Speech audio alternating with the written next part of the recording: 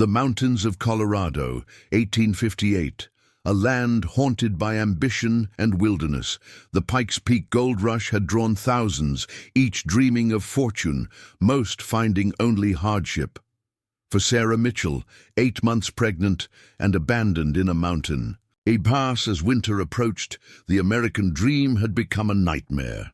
Left behind by her husband's greedy party to die alone in the wilderness, she faced certain death. Before we jump back in, tell us where you're tuning in from. And if this story touches you, make sure you're subscribed, because tomorrow I've saved something extra special for you. But fate has unexpected mercies. Even in the harshest places, this is the remarkable true story of a woman's extraordinary survival and the silent Apache tracker who risked everything to save a stranger and her unborn child, creating a sanctuary where others had chosen cruelty. The September sun cast long shadows through the pine trees, painting the mountainside in amber and gold. The wagon train moved slowly, wheels groaning against the steep path that wound through the Rockies. 15 wagons had started the journey from Springfield, Illinois. Now only 8 remained, the others turned back or broken beyond repair on the merciless trail.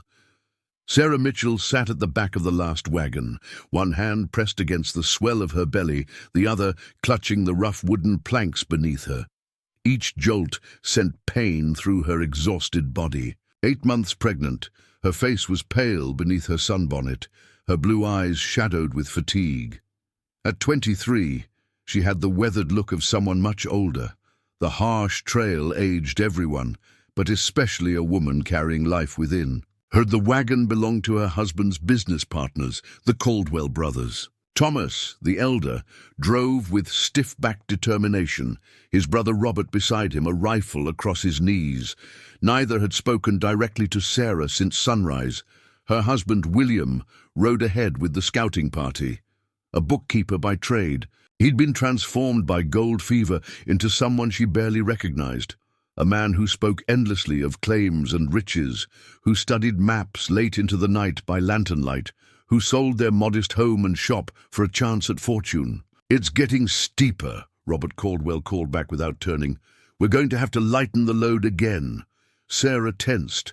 They'd been lightening the load for weeks. First the furniture, then personal belongings, books, mementos, items deemed non-essential to the pursuit of gold. She instinctively reached for the small leather-bound journal tucked in her pocket, her sole remaining possession besides the clothes she wore. Thomas pulled the wagon to a halt, the oxen heaving with exhaustion. "William needs to deal with this," he muttered, gazing up at the trail ahead, where the scouting party had disappeared around a bend. The other wagons continued forward, the gap between them widening. No one looked back at the stopped wagon. Such was the gold rush. Alliances frayed quickly when fortune seemed close. "He won't be back until evening," Robert said. "And we're losing daylight. That storm's still coming." He gestured toward the western horizon, where dark clouds gathered, heavy with the threat of early snow. Sarah felt the child within her shift and kick, as if sensing her growing unease. The Caldwell brothers had never approved of William bringing his pregnant wife on the expedition. They'd made that clear from the beginning, their disapproval growing with each mile. "We can't wait," Thomas decided, climbing down from the driver's seat. "We need to make the next pass before that storm hits." Robert nodded, already moving to the back of the wagon where Sarah sat. "Ma'am, we need to unload more weight." Sarah looked at the sparse contents remaining, a few sacks of flour and beans, some tools, bedrolls. There was nothing left to earn. Discard except people. The realization dawned on her with terrible clarity. "You mean me," she said softly. The brothers exchanged glances, neither denying it. "William wouldn't allow this," she said, her voice stronger than she felt. Thomas's expression hardened. "William isn't here, and he'll understand once we explain. We can't risk everyone for one woman." "I'm his wife," Sarah protested. "I'm carrying his child." "Which makes you a burden," Robert replied coldly. "This trail's killing the oxen. We're all at risk if we don't make that pass." The cruelty of it struck her like a physical blow. These men had eaten at her table back in Springfield, had called William brother, had smiled at the news of her pregnancy. "I can't leave me here," she whispered, looking around at the wilderness. The nearest settlement was days behind them, the next one an uncertain distance ahead. "We're not heartless," Thomas said, reaching into the wagon to extract a bundle.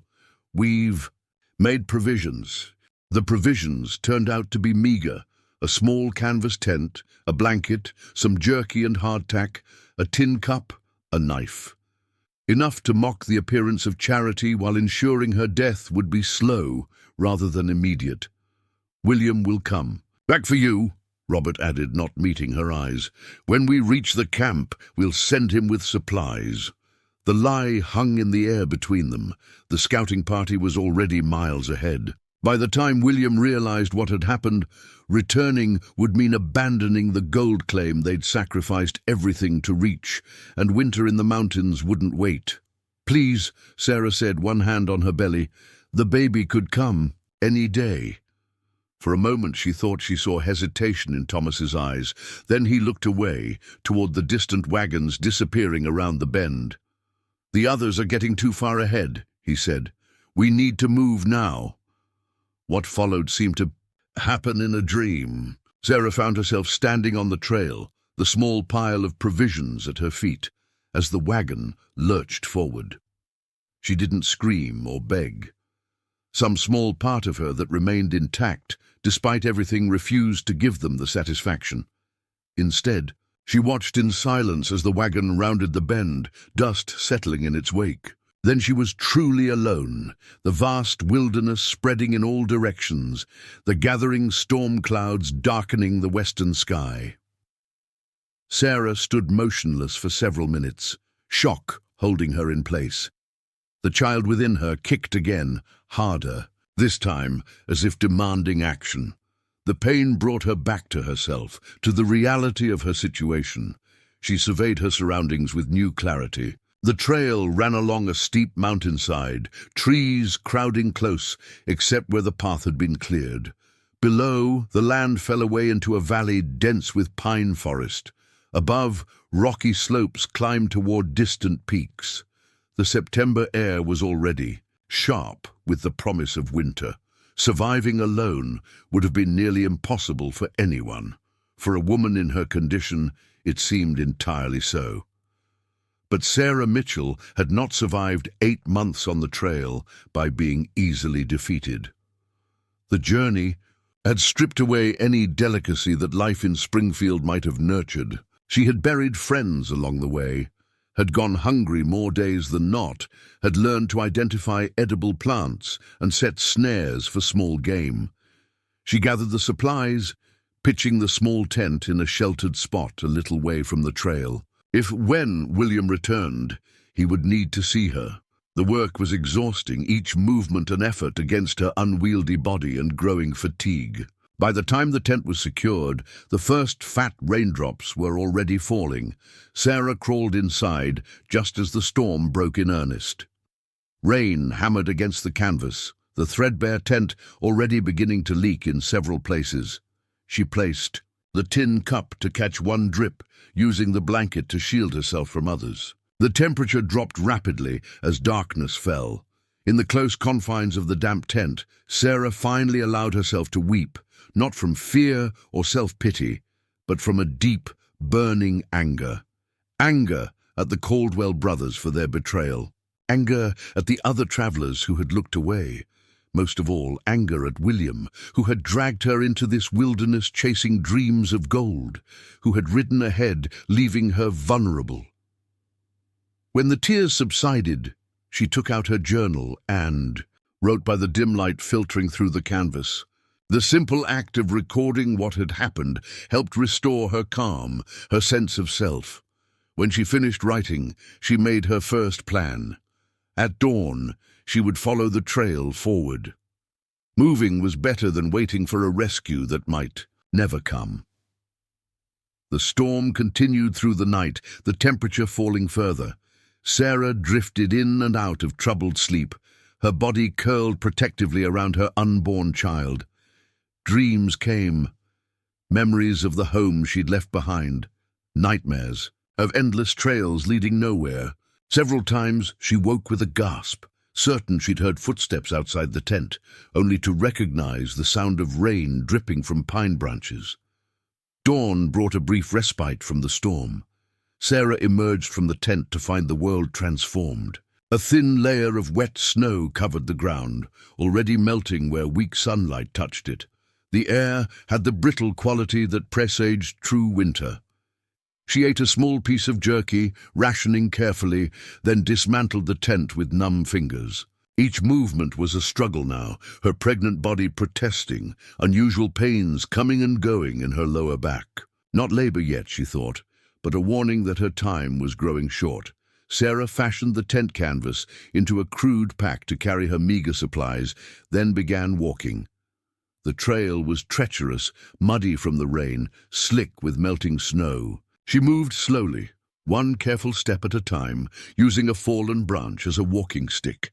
By midday, the storm clouds returned, darker than before. The snow began again, not melting now, but accumulating. Sarah's progress slowed further, each step requiring full concentration. Her thin shoes were soaked through, feet numb with cold. Twice she slipped, catching herself just in time. The third. Her foot landed on a snow-covered rock that shifted under her weight. Sarah fell heavily, sliding several feet down the slope before managing to halt her descent by grabbing at a small tree. Pain shot through her ankle, but worse was the cramping that seized her abdomen, stronger than before, rhythmic.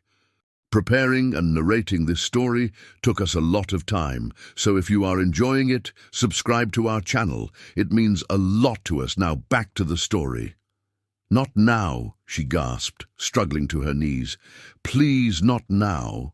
But her body had its own timing, indifferent to circumstances. The fall had triggered what had been threatening for days. Her child was coming. Here on the mountainside in the gathering snowstorm, Sarah dragged herself to a somewhat sheltered spot beneath a large pine, its branches creating a partial canopy against the falling snow. With shaking hands, she managed to unfold the tent canvas, creating a small windbreak. The pain was coming in waves now, unmistakable. As the afternoon light faded, Sarah's world narrowed to a pinpoint of suffering and determination. The cold, her hunger, her abandonment, all receded against the overwhelming reality of childbirth. She bit down on a fold of her dress to keep from screaming as contractions tore through her. In moments of clarity between pains, she became aware of how desperate her situation truly was. Night was falling, the temperature was dropping rapidly, the storm showed no signs of abating. Even if she managed to deliver the baby safely, how would either of them survive the night? It was in one such moment of awful clarity that Sarah became aware she was being watched.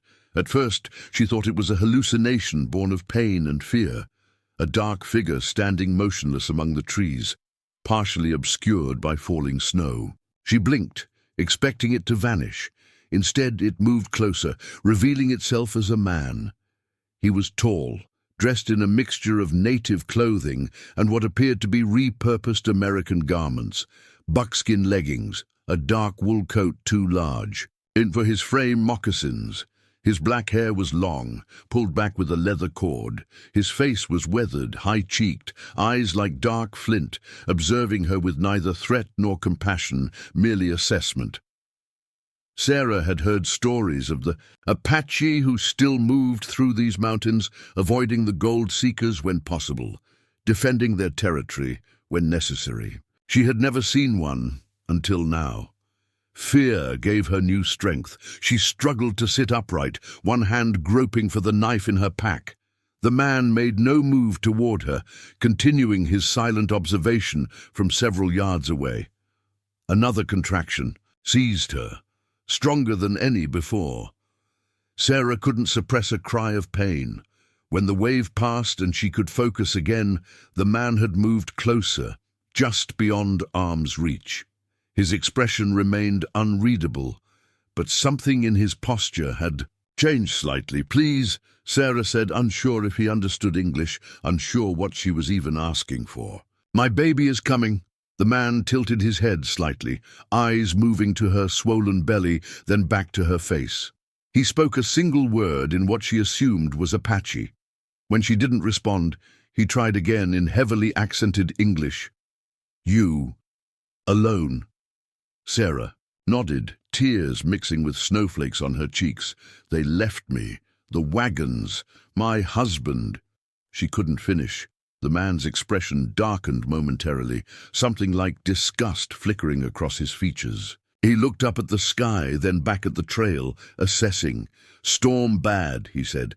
"Night is coming. Baby coming. You die here." The blunt assessment should have terrified her, but Sarah found his honesty oddly reassuring after weeks of Williams. False promises. Yes, she agreed simply. He considered this for a long moment. Then, with a decisiveness that allowed no argument, he began gathering her meager supplies, wrapping them efficiently in the tent canvas. When he had finished, he stepped closer and crouched beside her. "I help," he said. "Not safe here. Have a place." Sarah hesitated only briefly. The choice wasn't really a choice at all. Certain death on the mountainside versus a chance, however uncertain, with this stranger. "What's your name?" she asked, needing to know who this man was before placing her life in his hands. He seemed surprised by the question, as if his identity was irrelevant to the situation. After a pause, he answered, "Nakohe." "I'm Sarah," she replied, just as another contraction gripped her. She cried out, curling forward. Nakohe waited until the pain subsided, then moved with surprising gentleness, helping her to her feet. When it became clear she couldn't walk, he lifted her easily, one arm supporting her shoulders, the other beneath her knees. He had already secured her bundled possessions across his back. "Hold," he instructed, and Sarah wrapped her arms around his neck, feeling the solid strength of him as he began to move through the snow. Nakohe didn't follow the trail. Instead, he moved directly into the forest, navigating the steep terrain with the surety of someone who knew every tree, every rock. He walked for what seemed hours, his breathing steady despite his burden. The storm intensified, but beneath the denser forest canopy, the snowfall was lighter.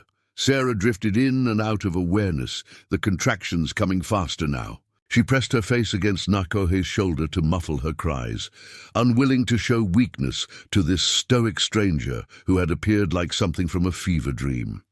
Just when she thought she could endure no more, the forest opened into a small, hidden valley. Nestled against a cliff face, partially concealed by overhanging rock, stood a structure. Not a teepee, as she might have expected, but a solid cabin built of logs and stone. "Your home," Sarah managed between pains. Nakohe shook his head. "Old trapper cabin. I find it empty. Make it better." He carried her inside, where a banked fire still glowed in a stone hearth. The interior was sparse, but unexpectedly comfortable. A raised sleeping platform covered with furs, shelves holding supplies, dried herbs hanging from rafters, various tools arranged with precise care. Nakohe laid Sarah gently on the furs, then moved with practiced efficiency, building up the fire, heating water, arranging clean hides. His preparations made clear that this wasn't the first birth he had attended, a realization that both surprised Sarah and gave her comfort. When he approached her again, his manner had changed subtly. He knelt beside her, hands steady, as he examined her condition with clinical detachment. He spoke more words at once than he had used before. "Baby comes soon. You are strong. You are not fear." It wasn't a question or reassurance, but a command. Sarah found herself nodding, drawing on some deep reserve of courage she hadn't known she possessed. The hours that followed were a blur of pain and effort. Nakohe remained beside her, his presence steady, his instructions clear and simple. He supported her back when needed, pressed herbal compresses to her forehead, offered water between contractions. Outside, the storm raged, wind howling against the cabin walls. Inside, a different kind of storm was breaking. When Sarah felt she could push no longer, when her strength seemed utterly spent, Nakohe's voice reached her through the haze of exhaustion. "Baby waits for mother's courage. You find, you bring to light." Something in those words, their strange poetry, their absolute certainty, gave Sarah a final surge of determination. With a cry that seemed to come from the depths of the earth itself, she gave one last tremendous push, and then, cutting through the storm's fury and her own fading cry, came a new sound, thin, outraged, miraculous. The first breath, the first declaration of a new life. Nakohe moved swiftly, handling the infant with surprising tenderness. He cleaned the tiny girl with warm water, wrapped her in soft rabbit furs, then placed her in Sarah's trembling arms. "Daughter," he said simply, strong like a mother. Sarah gazed down at the perfect red face, the wisps of dark hair, the tiny fists already clenched as if ready to fight. Despite everything, the abandonment, the wilderness, the storm, this child had found her way into the world. "Elizabeth," Sarah whispered, naming her daughter for the grandmother she would likely never meet. As Sarah held her newborn close, the storm outside began to ease, as if nature itself acknowledged this small miracle in the heart of the wilderness. Inside the cabin, Nakohe moved quietly, tending the fire, preparing a herbal tea that he eventually brought to her in a carved wooden cup. "Drink," he instructed. "Give strength. Help milk come." Sarah sipped the bitter liquid, too exhausted to question. Her eyes were growing heavy, the ordeal of the day catching up with her. As she drifted toward sleep, her daughter secure against her chest, she found clarity enough for one question. "Why did you help me?" Nakohe paused in his work, considering her with those dark, unreadable eyes. When he finally answered, his words were careful, each one chosen deliberately. "Your people leave you, cast away like a broken thing. This dishonors all who walk as men." He looked away toward the fire. "I have a sister once. Men of your people find her alone. She does not survive what they do." The simple statement contained volumes of grief and anger, making Sarah's own abandonment seem almost trivial by comparison. Yet instead of continuing that cycle of cruelty, Nakohe had chosen compassion. "I'm sorry," she whispered, the words painfully inadequate. He made a small gesture of dismissal. "Long ago. Different path now." His gaze returned to her and the baby. "Sleep. Safe here." As Sarah surrendered to exhaustion, her last waking thought was of the strange turns of fate. Abandoned by those who should have protected her, she had found sanctuary with one who had every reason to hate her kind. In the heart of the wilderness, humanity had reasserted itself in the most unexpected form. Outside, the storm passed, stars emerging in the clearing sky. Inside the cabin, a small family born of crisis and compassion slept beneath warm furs, while Nakohe kept watch through the night, guardian of a trust he had never sought, but would not abandon. Sarah woke to unfamiliar sounds, a knife against wood, water bubbling, the soft crackle of a well-maintained fire. For a moment confusion clouded her mind. This wasn't the wagon, wasn't the trail. The events of the previous day rushed back in a flood. The abandonment, the storm, Nakohe, the birth. She bolted upright, instantly searching for her child.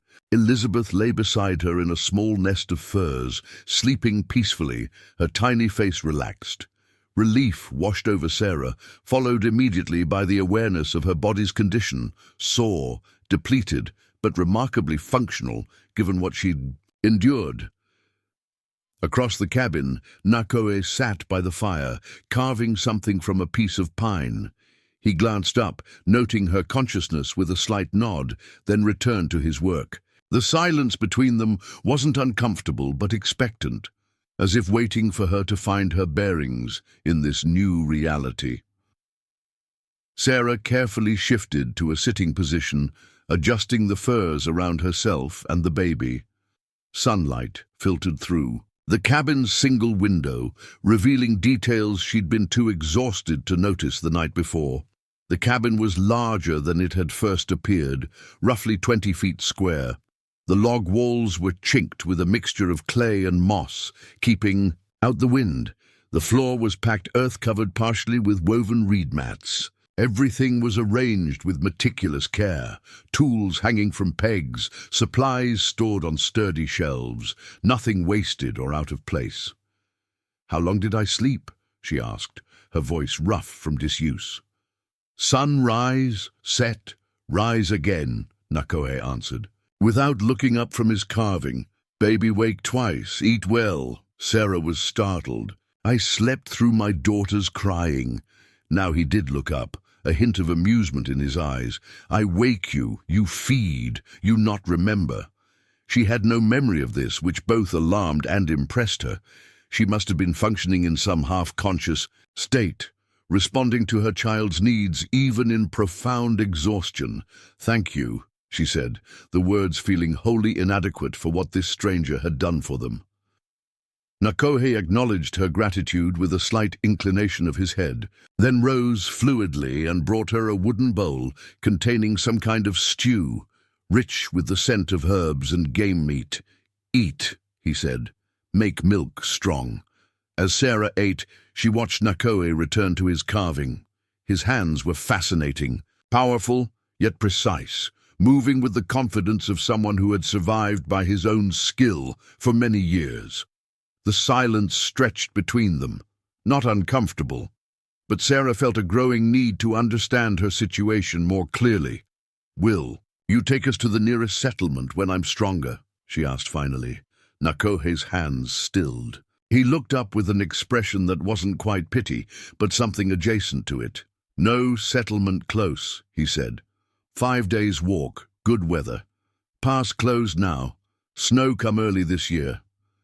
"But surely someone will come searching," Sarah said, unable to keep the desperation from her voice. "My husband!" She stopped, the reality of her abandonment striking anew. William had ridden ahead with the scouting party. Had he even returned to the wagon train to discover her absence? Would he have risked the group's gold ambitions to search for her? The cold calculation in Thomas Caldwell's eyes when he'd left had told her the answer. "Gold seekers do not return," Nakohe said, confirming her fears. "Trail buried soon, no one come until spring thaw." The finality of his assessment hit Sarah like a physical blow. Spring thaw was months away.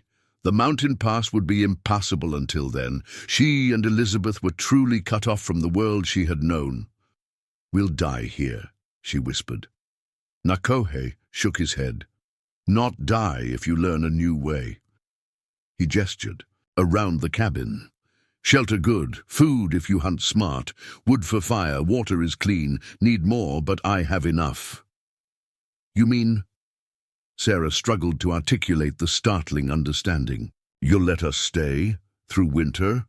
He shrugged as if the question was irrelevant. "Baby not survive the journey. You cannot survive alone. Answer simple." The matter-of-fact way he assessed their situation was oddly comforting. There was no false hope in Nakohe, but neither was there despair, only a clear-eyed evaluation of challenges and resources. "Why would you do this for us?" Sarah pressed, still struggling to understand his motivations. Nakohe was silent for so long that she thought he might not answer. When he finally spoke, his words were measured as if drawn up from a deep well of private thought. "Apache way teach. World has enough cruelty without adding more." He looked directly at her, his dark eyes intense. "I not let a woman and child die when my hands can prevent." Something in his gaze told Sarah there was more to his story, but she sensed pressing further would only result in silence.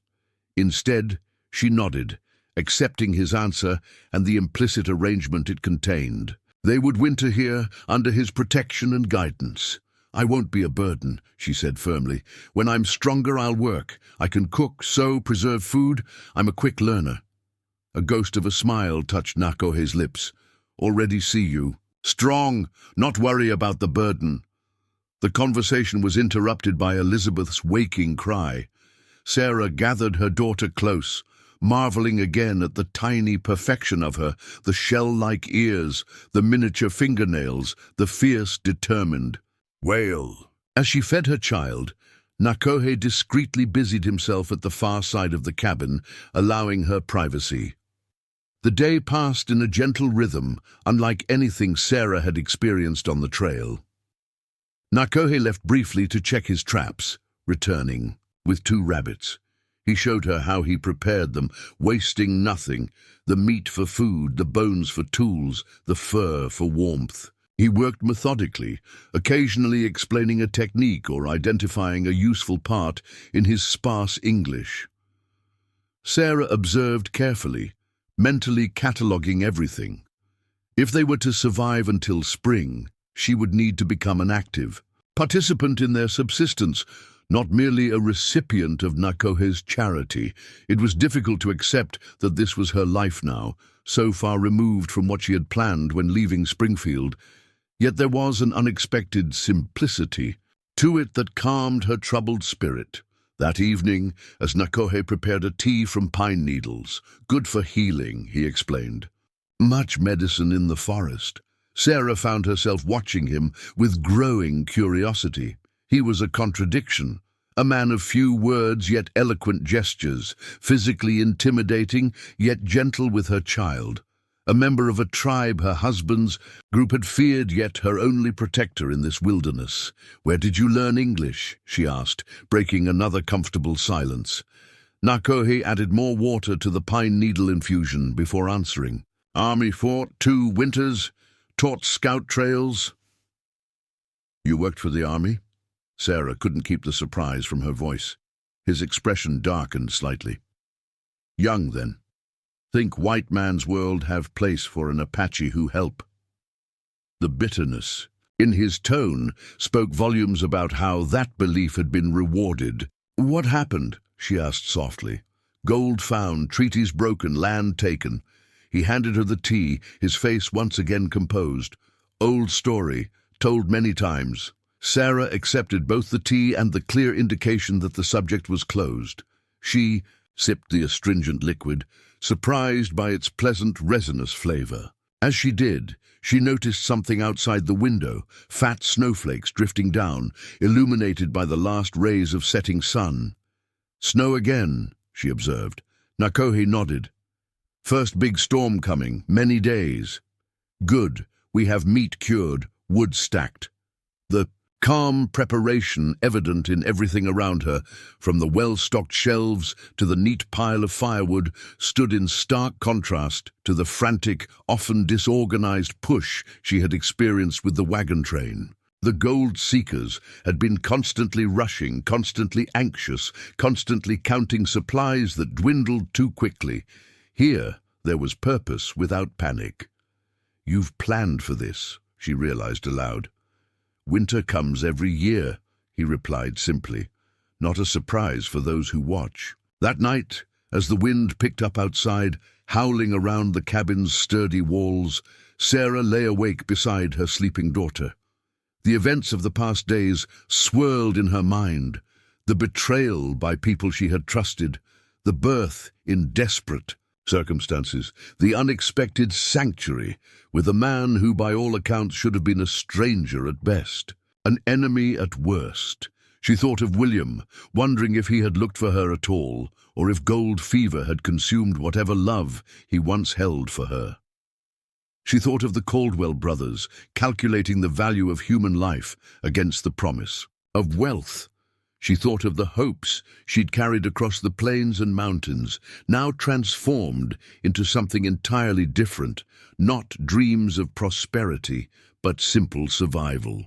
The grief came then, washing over her in silent waves, grief for the future she had imagined, for the life Elizabeth might have had in civilization, for the naive woman she had been just weeks ago.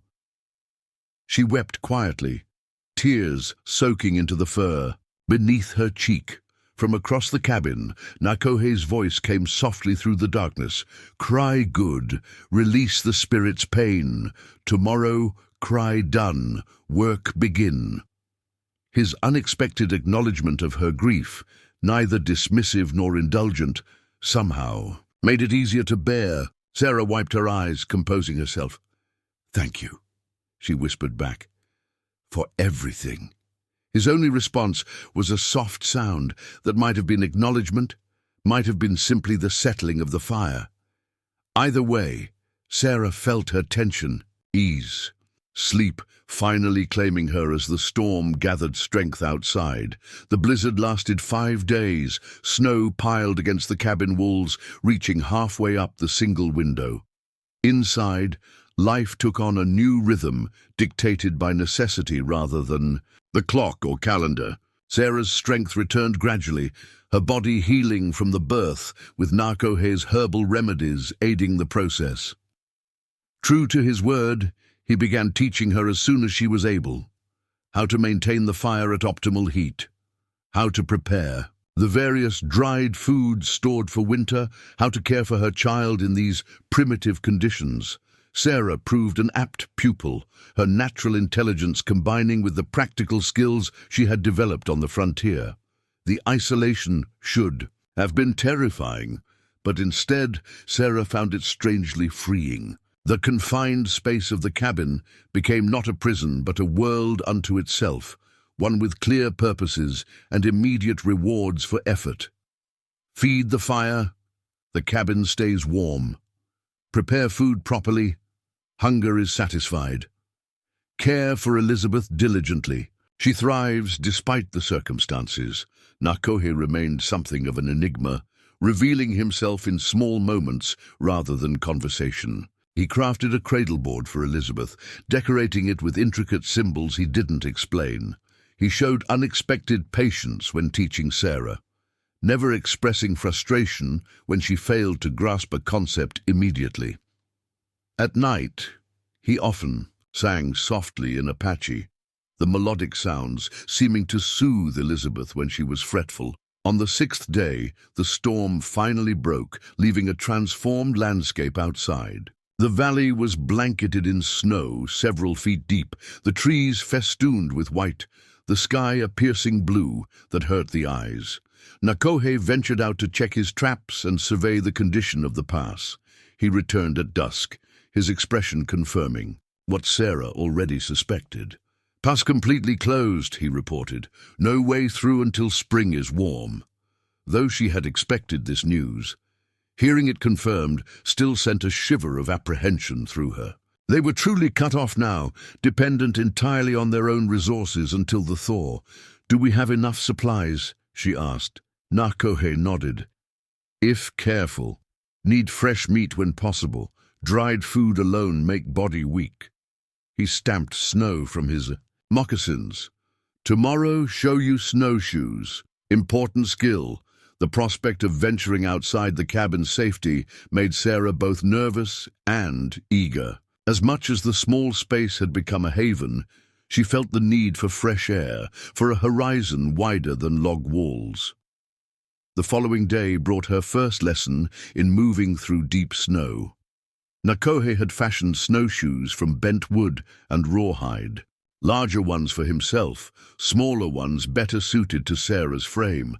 Elizabeth, wrapped snugly in the cradle board, was secured to Sarah's back with a series of leather straps that distributed the weight evenly. Sarah's first attempts were awkward, resulting in several falls into soft snowdrifts. Nakohe never laughed at her struggles, but occasionally she caught a glimmer of amusement in his eyes. By the end of the morning, she had mastered the basic walking technique, pride warming her despite the cold air. "Good," he pronounced as they returned to the cabin. "Quick learner." The praise, simple as it was, meant more coming from him than elaborate compliments ever had in her previous life. Nakohe didn't waste words on empty flattery. If he said she was learning well, she believed it to be true. Days turned to weeks, each one bringing new skills, new challenges, new adaptations. Sarah learned to identify animal tracks in the snow, to distinguish edible winter plants from poisonous. Lookalikes, to repair tears in clothing with sinew thread. Elizabeth grew stronger daily, her curious eyes taking in the world from the safety of her cradleboard, her cries becoming more differentiated. Hunger distinct from discomfort, discomfort from loneliness. The winter solstice approached, marked by increasingly short days. One evening, as they sat by the fire after Elizabeth had fallen asleep, Sarah broached a subject that had been growing in her mind. "Christmas is coming soon," she said. "At least, I think it must be. I've lost track." "Of the exact date," Nakohe nodded. 7 days until your winter ceremony." Sarah was surprised by his awareness of the Christian calendar. "You know about Christmas?" "Army fought. Missionaries there too." His tone was neutral, betraying neither approval nor disdain for the religion brought by settlers. "We should mark the day somehow," Sarah mused, more to herself than to him. "For Elizabeth's sake, even if she's too young to remember." Nakohe seemed to consider this, then rose and went to a small leather pouch hanging from a wall peg. From it he withdrew something small that he kept concealed in his palm as he returned to the fire. "For you," he said, extending his hand, "when time comes." In his palm lay a small, carved figure, a woman holding an infant, made from pine wood, and polished to a soft sheen. The craftsmanship was remarkable, the figures simplified yet unmistakably Sarah and Elizabeth. "You made this?" she asked, taking it carefully. "When?" "While you sleep. First days." He gestured to the carving. "Apache tradition. New life needs a guardian spirit. Carved symbols helps mothers stay strong." Sarah turned the piece in her hands, deeply moved by both the skill it represented and the thought behind it. This was what he had been working on that first morning, and likely many mornings since. "It's beautiful," she said softly. "Thank you." Nakohe inclined his head in acknowledgement, then added, "Not a Christmas gift. Different meanings, but can serve both purposes if you wish." The sensitivity of this concession, allowing his cultural practice to accommodate hers without diminishing either, touched Sarah deeply. It exemplified something she was coming to recognize in him, a fundamental respect for different ways of understanding the world, even those that had caused his people suffering. "Tell me about your traditions," she asked, "for winter, for new life." He hesitated, and she wondered if she had overstepped. When he finally spoke, his voice had a different quality, more fluid, as if the subject allowed him to access language, in a way pragmatic instructions did not. Apache ways say winter is time of stories, time when old ones speak through the wind, time to remember who we are, where we come from. His eyes reflected the fire's glow. New life in winter is especially powerful. Shows creator's strength. Child born to snow will have a strong spirit, see the truth others miss. Sarah glanced at her sleeping daughter. "Is that true for all children born in winter, or just Apache children?" "All children," Nakohe replied without hesitation. "Spirit knows no boundaries white man makes." The answer surprised her, revealing a world-view both more inclusive and more profound than she had been taught to expect from savages. The casual bigotry of the wagon train conversations about native peoples felt suddenly shameful in memory. "What about your family?" she asked. "Do you have children somewhere?" His expression shuttered slightly. "Had a wife, son, many winters ago." The past tense told its own story. Sarah didn't press for details, recognizing from her own grief how, Some wounds are too deep for casual examination. I'm sorry, she said simply. He nodded once, acknowledging her sympathy without inviting further discussion. After a moment of silence, he rose. Late now. Tomorrow hunt, if the weather holds. He moved to his sleeping area on the opposite side of the cabin. Rest well. As Sarah prepared for sleep, tucking the carved figure beside Elizabeth's cradle board, she reflected on the strange turn her life had taken. 3 months ago, she had sat in church in Springfield, listening to warnings about the godless heathens of the territories. 2 months ago, she had huddled in a wagon, as William described, how they would build a prosperous new life with gold from the mountains. 1 month ago, she had been abandoned by civilized men to die alone. Now she lived in a one-room cabin with a man whose culture she had been taught to fear, learning survival from him, watching him cradle her daughter with gentle hands as he sang. Songs in a language she couldn't understand. The irony was not lost on her, that she had found more humanity in this supposed savage than in the Christians who had left her to die. Outside, the winter stars wheeled above the snow-covered valley, indifferent to human categories and judgments. Inside, the fire crackled softly, casting dancing shadows on the log walls. Elizabeth sighed in her sleep, tiny hands flexing.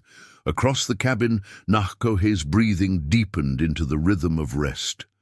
In this moment of quiet, Sarah felt something unexpected taking root within her. Not just gratitude or relief, but a fierce resolve. She would survive this winter. She would learn everything Nakohe could teach her. She would ensure Elizabeth thrived despite the circumstances of her birth. And when spring came, bringing with it decisions about rejoining the world of settlements and wagon trains, she would face that choice not as a victim seeking rescue, but as a woman who had found strength in the last place she ever expected to. Look, Sarah Mitchell, abandoned by gold seekers and saved by a silent Apache tracker, closed her eyes and surrendered to sleep, the carved guardian figure watching over her daughter through the long winter night. January brought a bone-deep cold that tested the cabin's defenses. Frost formed on the inside of the window each night, creating delicate patterns that Elizabeth watched with fascination from her cradle board. The snow outside had compacted and crusted, making each venture for firewood or hunting an exercise. In endurance, Sarah's transformation continued with each passing day. Her hands, once soft from a shopkeeper's wife's existence, grew calloused and confident. Her body, recovered from childbirth, developed new strength from daily tasks. The woman who had once needed help to climb into a wagon now moved through deep snow with practiced ease, collected firewood with methodical efficiency, and could gut a rabbit almost as quickly as Nakohe. This particular morning she knelt by the fire, carefully scraping a deer hide with a bone tool Nakohe had crafted for her. The methodical work was satisfying, transforming something raw into something useful through pure effort and attention. Elizabeth slept nearby, growing plump despite the harsh conditions, a testament to her mother's resilience. Nakohe entered, bringing a blast of cold air and the day's bounty, 2 snowshoe hares, already field-dressed, and a cluster of wintergreen berries found on a south-facing slope where the snow had thinned. "Good hunting," Sarah observed, setting aside the hide. He nodded, hanging the hares on the drying rack. Tracks everywhere today, animals hungry after a storm. Their communication had evolved over the weeks, finding a middle ground between his sparse English and her growing vocabulary of Apache words. More significant than language, however, was their unspoken understanding, the ability to work together in the small space without collision, to anticipate each other's needs, to respect silence as much as speech. "The hide is nearly ready," Sarah said, gesturing to her work. "I think it will make good moccasins for Elizabeth when she's older." Nakohe examined her work with a critical eye, then nodded approval. "Good scraping. Even depth. No thin spots." The praise warmed her more. then the fire. Sarah had come to value his assessment, never offered lightly, never exaggerated, always precise in its focus on improvement rather than ego. "I've been thinking," she said, returning to her task. "Elizabeth is almost 3 months old. In the spring she'll need to be baptized."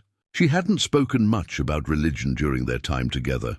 The isolation and daily struggle for survival had pushed such concerns to the background. But as Elizabeth grew, Sarah found herself thinking more about the traditions she had been raised with, wondering how they fit into this new existence. Nakohe added wood to the fire before responding. "Baptized? This is a water ceremony?" "Yes," Sarah explained, "a blessing with water to welcome her into the church." He considered this. "Apache have water ceremony too. Different meaning, same respect for new life." He gestured toward Elizabeth. "Spirit already knows her, sees her strength, but ceremonies help people remember what matters." The quiet wisdom in his observation struck Sarah deeply. It was something William would never have understood or valued. This recognition that different paths might lead to similar truths. "When spring comes," she began, then hesitated. The future beyond winter remained a nebulous, uncertain thing. Would they trek to a settlement? Would William somehow find them? Would Nakohe simply return to his solitary existence once they no longer needed his protection? "Many decisions when snow melts," Nakohe said, seeming to read her thoughts. "Not need answers now." Sarah nodded, grateful for his pragmatic approach. One day at a time had become her philosophy as well, focusing on immediate needs rather than distant uncertainties. The day proceeded with its usual rhythm: cooking, repairs, care for Elizabeth, preparation for tomorrow. As evening approached, Nakohe took out a small pouch of tobacco, a rare indulgence he allowed himself occasionally. He packed a simple pipe carved from stone, then paused, looking at Sarah with an uncharacteristic hesitation. "Special day," he said finally. "In Apache counting, 1 year since wife-son walked to the spirit world." The unexpected revelation stunned Sarah into silence. In all their time together, he had never shared such personal details, had mentioned his family only once in passing. "I'm so sorry," she said when she found her voice.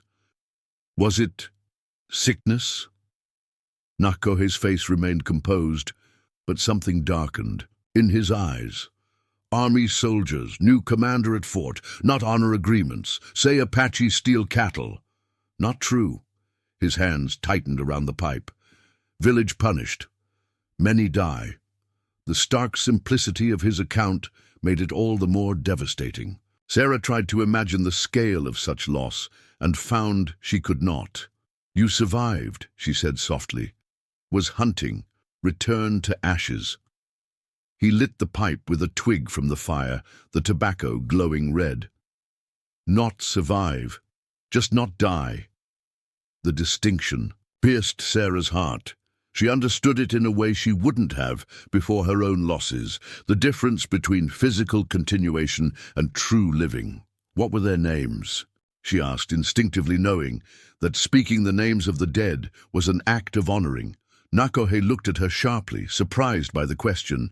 After a moment he replied, "Wife called Naiche means mischievous one. Son called Chano, canyon spirit." "Naiche," Sarah repeated carefully. "Chano." She looked directly at him. "I would like to hear about them, if you wish to speak of them." For a long moment, Nakohe sat motionless, only the smoke from his pipe moving in the still air of the cabin. When he finally spoke, his voice had a different quality, softer, touched with something like wonder. Naiche laughed like a stream over stones, never afraid. "Teach me to see beauty in small things, spiderweb with dew, pattern in broken stick." He drew on the pipe, the ember brightening. "Chano only has 4 winters when walked to the spirit world. Already show hunter's eye. Already know plant names. Already sing many songs." The memories seemed to flow more freely now, as if a dam had broken. Nakohe spoke of his wife's skill with beadwork, his son's talent for mimicking bird calls, the home they had made in his people's traditional territory before being forced onto reservation land near the fort. He described Nietzsche's defiance when soldiers came, how she had stood straight back before them, refusing to show fear. Sarah listened without interruption, recognizing the sacred nature of this sharing. When he finally fell silent, the pipe burned out. She asked only one question. "Is that why you live alone now, because of what happened?" Nakohe nodded slowly. "After burning, try living with your cousin's band. Too many ghosts in eyes of others, too many memories." He set the pipe aside. "Mountains better, silence speaks truth. Animals judge only by actions."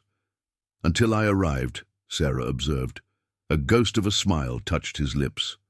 "Life has a strange path. Not for us to always understand." Elizabeth stirred then, waking with hungry cries. As Sarah tended to her daughter, Nakohe moved to the door. "Check snares," he said, though darkness had already fallen. Sarah understood he needed solitude after sharing such memories, and simply nodded as he disappeared into the night. Left alone with Elizabeth, Sarah found herself contemplating how fate had woven their lives together. A woman abandoned by civilization, a man who had lost everything to that same civilization's cruelty, finding unexpected sanctuary together in this remote cabin. There was a symmetry to it that felt almost deliberate, as if some greater wisdom had orchestrated their meeting. When Nakohe returned an hour later, something had shifted between them. A deeper understanding, a shared recognition of wounds carried and strength found in survival. They didn't speak of it directly, but it lived in the air between them, in the way they moved through the small space with new awareness of each other, not as merely rescuer and rescued, but as two people carrying similar burdens. The following weeks brought the deepest cold of winter, days when venturing outside required wrapping all exposed skin to prevent frostbite. The supplies Nakohe had accumulated proved crucial, allowing them to weather periods when hunting was impossible, and the only world they knew was the interior of the cabin. During these confined days, Nakohe began teaching Sarah more of his language, not as a formal lesson, but naturally, naming objects and actions as they worked. Sarah proved an apt student, her ear for sound patterns allowing her to reproduce the unfamiliar phonemes with reasonable accuracy. In exchange, she read aloud from her journal, sharing stories of her childhood in Pennsylvania, her courtship with William, the journey west that had led her to this place. "Your words paint pictures," Nakohe observed one evening, after she had described her father's general store in vivid detail. "Good storyteller." "My mother used to say the same thing," Sarah replied, surprised by the memory. "She said I noticed things others missed. Important skill, not just for stories, for survival too." He gestured toward the window, where darkness pressed against the glass. "See what is, not what you expect to see. Difference between life and death in the wilderness." It was a principle Sarah had observed in him from the beginning. His absolute attention to detail, his ability to read subtle signs in weather, animal behavior, plant conditions. She was learning this awareness gradually, finding that it changed how she experienced the world. Even confined to the cabin, she noticed more: the varying quality of light as it moved across the day, the different sounds of wind preceding, weather changes, the subtle signals in Elizabeth's expressions before she cried. February arrived with a temporary thaw, the temperature rising enough to turn the top layer of snow to slush during daylight hours before freezing again at night. The change created treacherous conditions, but also opportunity. Easier hunting as animals became more active, the chance to gather dormant plants exposed by melting snow, the ability to shore up parts of the cabin's exterior that had been inaccessible under deep drifts. On one such warmer day, Nakohe announced it was time for Elizabeth to experience the outside world properly. The baby, now almost 4 months old, had been outside only briefly since her birth, always bundled so completely that only her eyes were exposed to the elements. "Child need air, sun," he explained. "Good for spirit, good for body." Sarah was hesitant, the maternal instinct to protect warring with her trust in Nakohe's wisdom, but ultimately agreed. They wrapped Elizabeth warmly, but left her face uncovered, secured her in the cradle board, and ventured to a sheltered spot where the southern exposure had created a relatively dry patch of ground. There, they laid out a hide for sitting and, for the first time, placed Elizabeth directly on the earth, supported by furs. The baby's reaction was immediate and joyful, wide eyes taking in the vastness of sky, tiny hands reaching toward reflected light, small body wriggling with excitement at these new sensations. "She loves it," Sarah said, watching in wonder. As her daughter experienced the natural world for the first time, Nakohe nodded, a rare full smile transforming his face. Of course, born to wilderness, part of her spirit, the moment crystallized something Sarah had been feeling for weeks, that despite the circumstances of Elizabeth's birth, despite the hardships they had endured, her daughter was thriving in ways that might not have been possible in the life they had left behind. Here, Elizabeth's world was immediate and tactile, rich with natural sounds and rhythms, uncomplicated by the artifices of civilization. "I never thanked you properly," Sarah said suddenly, watching as Elizabeth tracked the movement of a cloud shadow across the snow. "Not just for saving our lives, but for showing us how to live here." Nakohe shook his head. "No need for thanks between—" He hesitated, seemingly searching for the right word in English. "Between family." The word hung in the air between them, significant in its simplicity. They were not bound by blood or marriage, by legal document or social convention. Yet over these winter months, they had formed something that could only be described as family, a unit of mutual care, shared purpose, and deep respect. Sarah felt the weight of the moment, the acknowledgement of what had grown in this isolated place. Before she could respond, however, Nakohe tensed beside her, his posture suddenly alert. "What is it?" she asked, immediately reaching for Elizabeth. "Listen," he said quietly. At first, Sarah heard nothing unusual, just the drip of melting snow, the distant call of a bird. Then it came to her, a faint rhythmic sound, alien to the natural symphony of the wilderness. "Chopping," Nakohe said. "Axe on wood, far side of the ridge." Sarah's heart began to pound. "Settlers? This early in the season?" Nakohe shook his head. "Not settlers. Wrong approach." He rose fluidly, scanning the horizon. "Stay here. I'm going to see."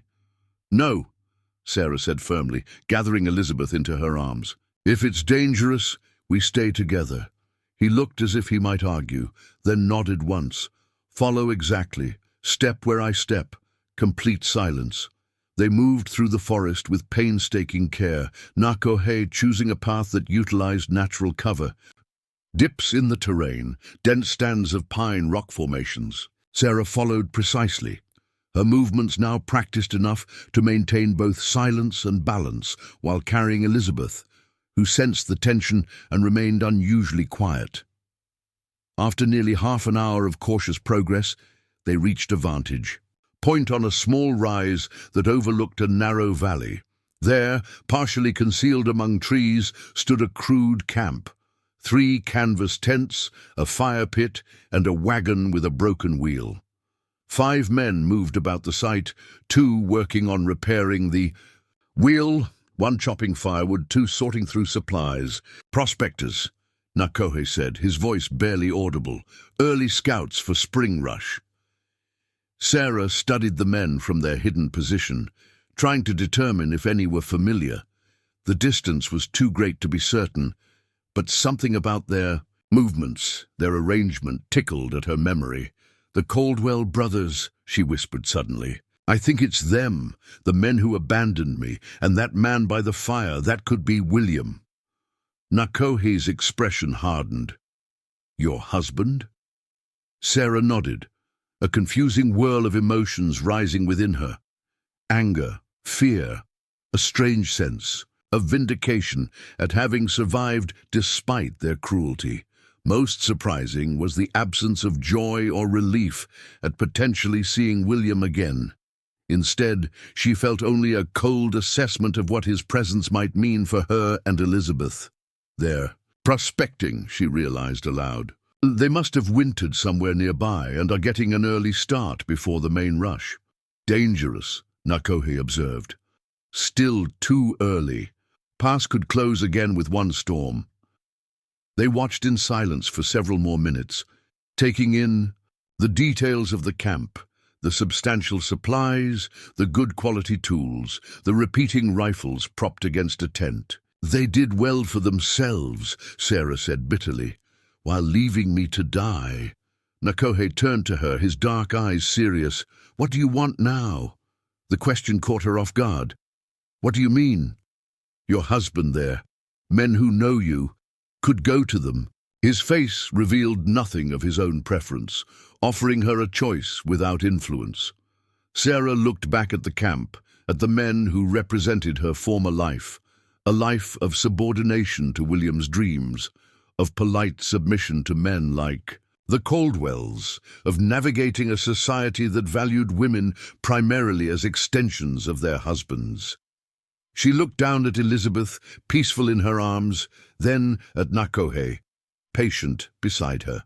They left me to die, she said finally. They don't deserve to know we survived. Nakohe nodded, the faintest relief visible in his posture. Wise choice. Men who abandon have poison in spirit. Not safe for you, not safe for child. But we should watch them, Sarah continued, strategic thinking replacing emotional reaction. If they're here this early, others will follow soon. We need to know their movements, their plans. A glint of approval appeared in Nakohe's eyes. Think like Apache now. Knowledge is strength. They remained hidden, observing the camp until the light began to fade. As they watched, two of the men, including the one Sarah thought might be William, departed with rifles, presumably to hunt for the evening meal. The casual confidence of their movements spoke of men who felt entitled to whatever they could take from the land, who recognized no authority beyond their own desires. Enough for today, Nakohe said as shadows lengthened. Know where they are. Now, can watch the path from the cabin, see if you move closer. They retreated as carefully as they had approached, mindful of leaving no obvious tracks. By the time they reached the cabin, darkness had fallen completely, and Elizabeth was fussing for her evening feeding. Inside, as Sarah nursed her daughter by the rekindled fire, the reality of what they had discovered settled upon her. The world she had thought left behind until spring had suddenly encroached upon their sanctuary. The men who had abandoned her might be within a few hours' travel. The isolation that had become safe was now threatened. Will they find us here? She asked, voicing her deepest fear. Nakohe shook his head confidently. Valley hidden from usual paths. Cabin not visible unless you know exactly where to look. He checked that the shutters were securely closed before continuing. But it's good to be cautious. No hunting near their camp, no large fires that make much smoke. Sarah nodded, mentally adjusting to this new reality. And if they do find us? Nakohe's expression grew solemn. Then we decide fight or flight, but not alone. Together. The simple declaration contained volumes, a commitment to stand with her regardless of what came, a promise that she and Elizabeth would not face abandonment. Again, in that moment, Sarah recognized the true nature of what had grown between them over these winter months. Not merely gratitude on her part, not merely responsibility on his, but something deeper, a bond forged in shared survival, mutual respect, and growing affection. Together, she echoed, the word both acknowledgement and promise. Outside, the brief thaw was already ending, temperature dropping as night deepened. Inside, the fire cast golden light across the cabin's interior, illuminating this small family. Created not by convention, but by choice. A woman who had found her strength in adversity, a man who had found purpose after loss, and a child born to a wilderness that had proven more nurturing than civilization. The prospectors' camp brought new uncertainty to their future, but it could not diminish what they had built together in this hidden valley. Whatever came with the spring thaw, Sarah knew with bone-deep certainty they would face it not as victim and rescuer, but as equal partners in a life that neither had anticipated, but both now cherished. The discovery of the prospectors' camp altered the rhythm of their days. Nakohe began regular scouting expeditions, tracking the men's movements while remaining undetected. Sarah kept Elizabeth quieter during daylight hours, minimizing the chance of her cries carrying through the crisp mountain air. They banked the fires more carefully, harvested wood from areas where falling trees wouldn't be heard, and maintained constant vigilance. Despite these precautions, their life together continued to deepen. February's brief thaw had retreated before winter's final stand, bringing heavy snow that once again isolated their valley. This natural barrier provided some reassurance, though Nakohe insisted on maintaining their cautious routine. March arrived with the first genuine signs of coming spring. Longer daylight hours, occasional birdsong from returning migrants, the sound of ice cracking on the stream that ran through their valley. Elizabeth, now 5 months old, grew more alert daily, her personality emerging in gummy smiles and determined wiggles. One clear morning, Sarah worked outside the cabin, scraping. A deer hide stretched on a frame. Her movements were practiced now, efficient without wasted effort. Nearby, Elizabeth lay on a buffalo robe in the sunshine, protected from the lingering snow by its thick fur. The baby kicked her legs energetically, fascinated by her own movement. Sarah paused in her work, observing her daughter with quiet wonder. Elizabeth bore little resemblance to William. Her eyes had darkened to a rich brown, her complexion had developed an olive undertone despite the winter pallor, and her expression held a watchfulness that reminded Sarah of Nakohe. "You're a mountain child," she murmured, touching Elizabeth's cheek. "Born in the wilderness." The sound of snowshoes on packed snow announced Nakohe's return from his morning patrol. He approached with his characteristic silent grace, carrying a bundle of freshly cut pine boughs. "Cabin roof needs reinforcing," he explained, setting down his burden. "Snow melting, then freezing again, makes heavy ice." Sarah nodded, returning to her scraping. "Did you see any sign of them?" "Tracks heading east," Nakohe replied. "2 men, maybe hunting. Not coming this way." The news brought both relief and continued tension. The prospectors seemed unaware of their presence in the adjacent valley, but any hunting party could stumble upon their cabin by accident. Nakohe crouched beside Elizabeth, who immediately focused on him with delighted recognition. Her small hands reached toward him, a gesture that never failed to soften his expression. "Strong today," he observed, letting her grasp his finger. "Soon crawling." "Too soon," Sarah said with a smile. "I'm not ready for her to be mobile in that." "Cabin?" Nakohe nodded seriously. "Need to make a safe place, like a cradle board, but bigger. Apache mothers use willow pen when babies start moving." The casual mention of future preparations, a child-safe enclosure for Elizabeth, repairs to the cabin roof, carried a deeper implication that neither addressed directly, an assumption that their life together would continue beyond the immediate crisis of winter survival. As Sarah finished her task and gathered the tools, she found herself contemplating this unspoken future. What had begun as rescue had evolved into partnership, then family. The prospect of returning to civilization, once her desperate hope, now filled her with ambivalence. "What happens when more come?" she asked suddenly. "Not just these men, but the main rush. Hundreds more prospectors, then settlers." Nakohe looked up from where he was examining the cabin roof. His expression was unreadable, but a new tension lined his shoulders. "Already happening east of the mountains," he said. "Towns growing, more soldiers, more fences. Will you leave? Go deeper into the mountains?" He was silent for a long moment, his gaze moving from Sarah to Elizabeth and back. "Considered this many times. Before you came. Now." He left the thought unfinished. "Now there's us," Sarah said softly. Nakohe nodded once. "Changes all plans." The simple acknowledgement carried the weight of commitment. They hadn't spoken of love. The word itself seemed inadequate for what had developed between them. But the recognition of their interdependence, their mutual choice to remain together, constituted something perhaps more meaningful than conventional romance. "I've been thinking," Sarah said, gathering Elizabeth as they moved toward the cabin door. "If we need to leave this place, we should be prepared. We should have a destination in mind. Supplies ready." "Wise planning," Nakohe agreed. "Many possibilities. North, fewer people. West, rougher country but good hunting."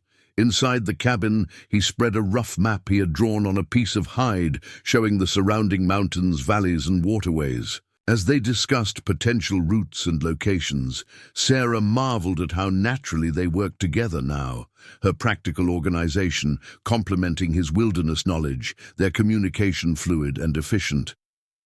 The conversation shifted to immediate needs, which plants would emerge first with the thaw, how to ensure clean water during snowmelt flooding, the need to repair winter damage to traps and tools. As they spoke, the easy partnership they had developed over the winter months reasserted itself, pushing back the uncertainty brought by the prospector's presence. That evening, after Elizabeth had fallen asleep, Nakohe brought out a small leather pouch he had been working on during the quieter winter days. The soft buckskin was decorated with intricate beadwork in geometric patterns of blue and white. "For you," he said, offering it to Sarah. "Medicine bag. Tradition for protection." Sarah accepted it with careful hands, admiring the precise beadwork. "It's beautiful. Did you make this entirely?" Nakohe nodded. "Beads were traded long ago, saved for an important purpose." She traced the pattern with her finger. "What do the designs mean?" "Blue for sky, father, white for mountain snow. Pattern is an old one. It means a safe journey." He hesitated, then added, "Inside is special." Sarah carefully opened the pouch. Within lay several small objects, a polished stone, a hawk feather, a tiny bundle of dried herbs tied with sinew, and a small carved wooden disc with symbols etched into its surface. "Each has meaning," Nakohe explained. "Stone from a high place where spirits speak clearly, feather from hawk who sees far, herbs for healing the body, carving for the protection of child." The care represented by these gathered objects moved Sarah deeply. In her former life, gifts had been primarily decorative or practical, a hair ribbon, a new pot, a book of poetry. This medicine bag represented something more profound, symbolic protection woven from belief and connection to the natural world. "I'll keep it with me always," she promised, securing the drawstring and hanging the pouch from her belt. Nakohe nodded, satisfied. Good medicine works best when carried close. Their evening continued with its usual quiet routine. Banking, the fire, securing the shutters, checking that Elizabeth was properly covered against the night chill. These small actions, performed hundreds of times over the winter months, had transformed from necessary tasks into a kind of ritual, markers of safety and continuity. As Sarah lay down to sleep, the medicine bag placed carefully beside her pallet, she reflected on how completely her understanding of home had changed. Once, it had meant her father's house in Pennsylvania. Then the small shopfront apartment she had shared with William in Springfield, then the elusive promise of a new life in gold country. Now, home was this one-room cabin, the valley that sheltered it, and most importantly, the small family they had created within its walls. The following week brought the first true thaw of spring, not the temporary warming of February, but a sustained shift in temperature that turned snow to slush and revealed patches of dormant grass on south-facing slopes. The stream swelled with meltwater, its banks overflowing in places, carrying winter's accumulation downward toward distant rivers. With the thaw came increased activity from the prospectors. Nakohe reported more frequent hunting parties, tree-cutting expeditions, and once, alarmingly, a group of 3 men who had crossed the ridge between the valleys, though they had turned back before coming within sight of the cabin. They prepare. For others coming, he explained after returning from a scouting trip, building a bigger camp, more permanent. Sarah nodded, concern evident in her expression. How many now? 8 men total. More wagons arrived. Nakohe's face remained impassive, but tension radiated from him. Found gold in the stream. Not much, but enough to stay. The news confirmed Sarah's worst fears.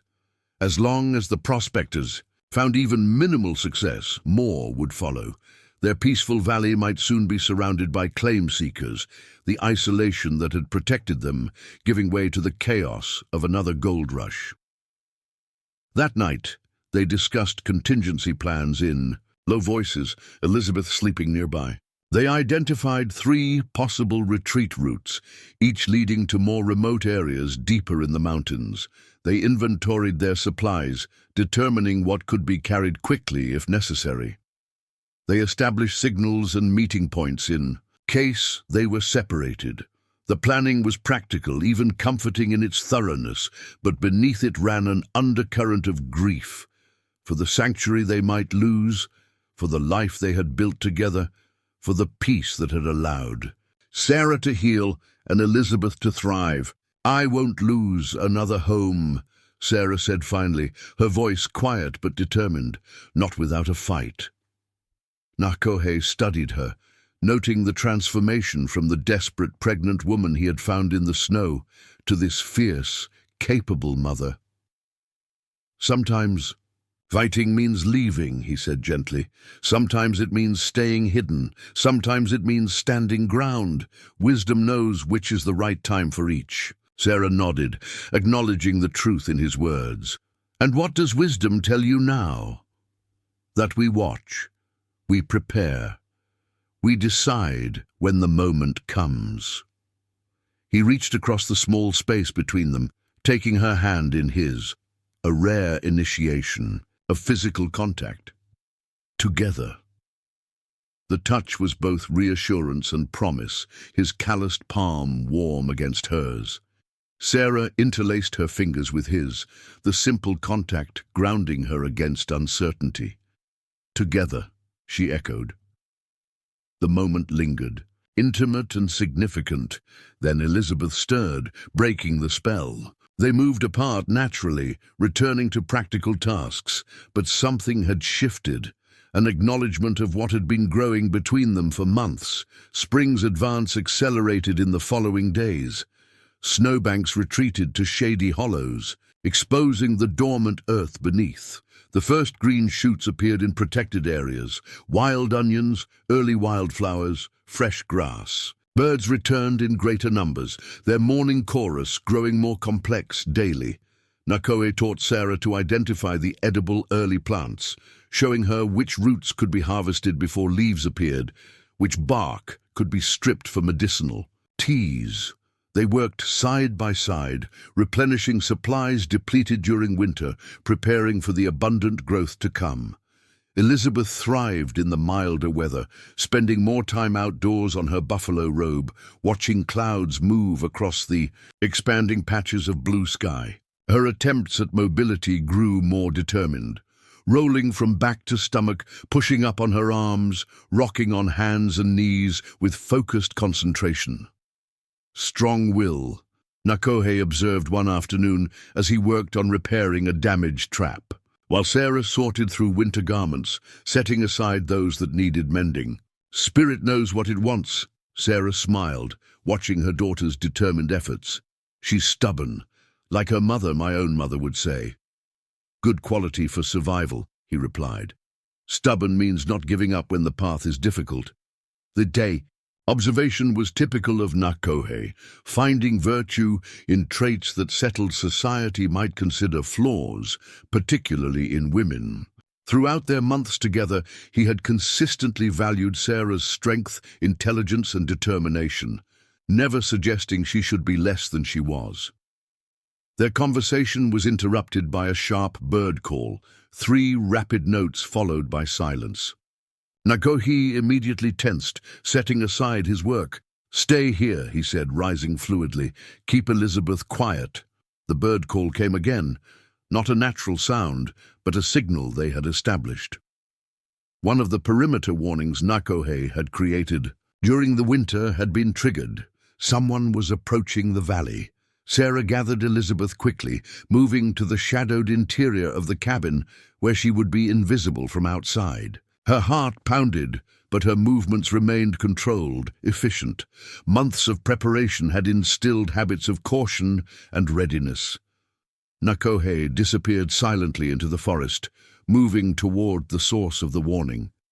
Sarah waited, counting breaths to remain calm, gently soothing Elizabeth, who sensed the tension and began to fuss. The minutes stretched endlessly, each sound from the forest, a branch creaking, a distant bird call, the rush of the stream, amplified by her heightened awareness. When Nakohe finally returned, almost an hour later, his expression was grim. 2 men, he reported, hunters from Prospector Camp, following the deer trail that comes near the cabin. "Did they see you? Or the cabin?" Sarah asked, still holding Elizabeth close. "No. Changed their path before they came this far." He knelt beside her, his voice lowering. "But one is the man you called husband." The confirmation of William's presence hit Sarah like a physical blow. She had suspected, even been relatively certain after their first sighting of the camp, but hearing it confirmed made it undeniably real. "You're sure?" she asked. Nakohe nodded. "Got close enough to see face clearly. Heard others call name." Sarah closed her eyes briefly, composing herself. What was he doing exactly? Hunting with other man, older one with a grey beard? Not finding much. Complaining about territory already trapped out. Nakohe's tone was neutral, reporting facts rather than emotion. "They turned back toward their camp, but I will hunt again, maybe come closer next time." The implication was clear. Their security was compromised. It might be days or weeks before they were discovered, but with hunters regularly crossing the ridge, discovery was now inevitable rather than merely possible. "We need to decide," Sarah said, her voice steadier than she felt. "Stay or leave." Nakohe settled beside her, his nearness providing unspoken support. "What does your heart say?" The question surprised her. She had expected him to advocate for immediate departure, for the cautious approach that had kept him alive in increasingly hostile territory. Instead, he was trusting her judgment, acknowledging her equal stake in their decision. Sarah looked down at Elizabeth, then around the cabin that had sheltered them through winter, that had transformed from mere survival to genuine home. "I don't want to run," she said finally. "Not yet. This is our place, not theirs." Nakohe studied her face, then nodded once, accepting her decision. "Then we make it safer, harder to find." The next days were devoted to increasing their security. They camouflaged the cabin more effectively, using branches and earth to break up its silhouette.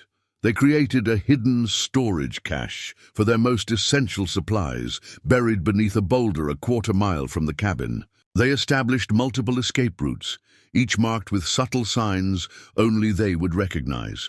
Most significantly, they dug a small root cellar beneath the cabin floor, a space just large enough for Sarah and Elizabeth to hide if strangers approached while Nakohe was absent. The work was exhausting but purposeful. each improvement increasing their chances of remaining undetected. Throughout these preparations, their partnership deepened further. They moved in unconscious synchronization, anticipating each other's needs. Communication often reduced to glances and gestures. The shared purpose, protecting their small family, cemented what had been building between them all winter.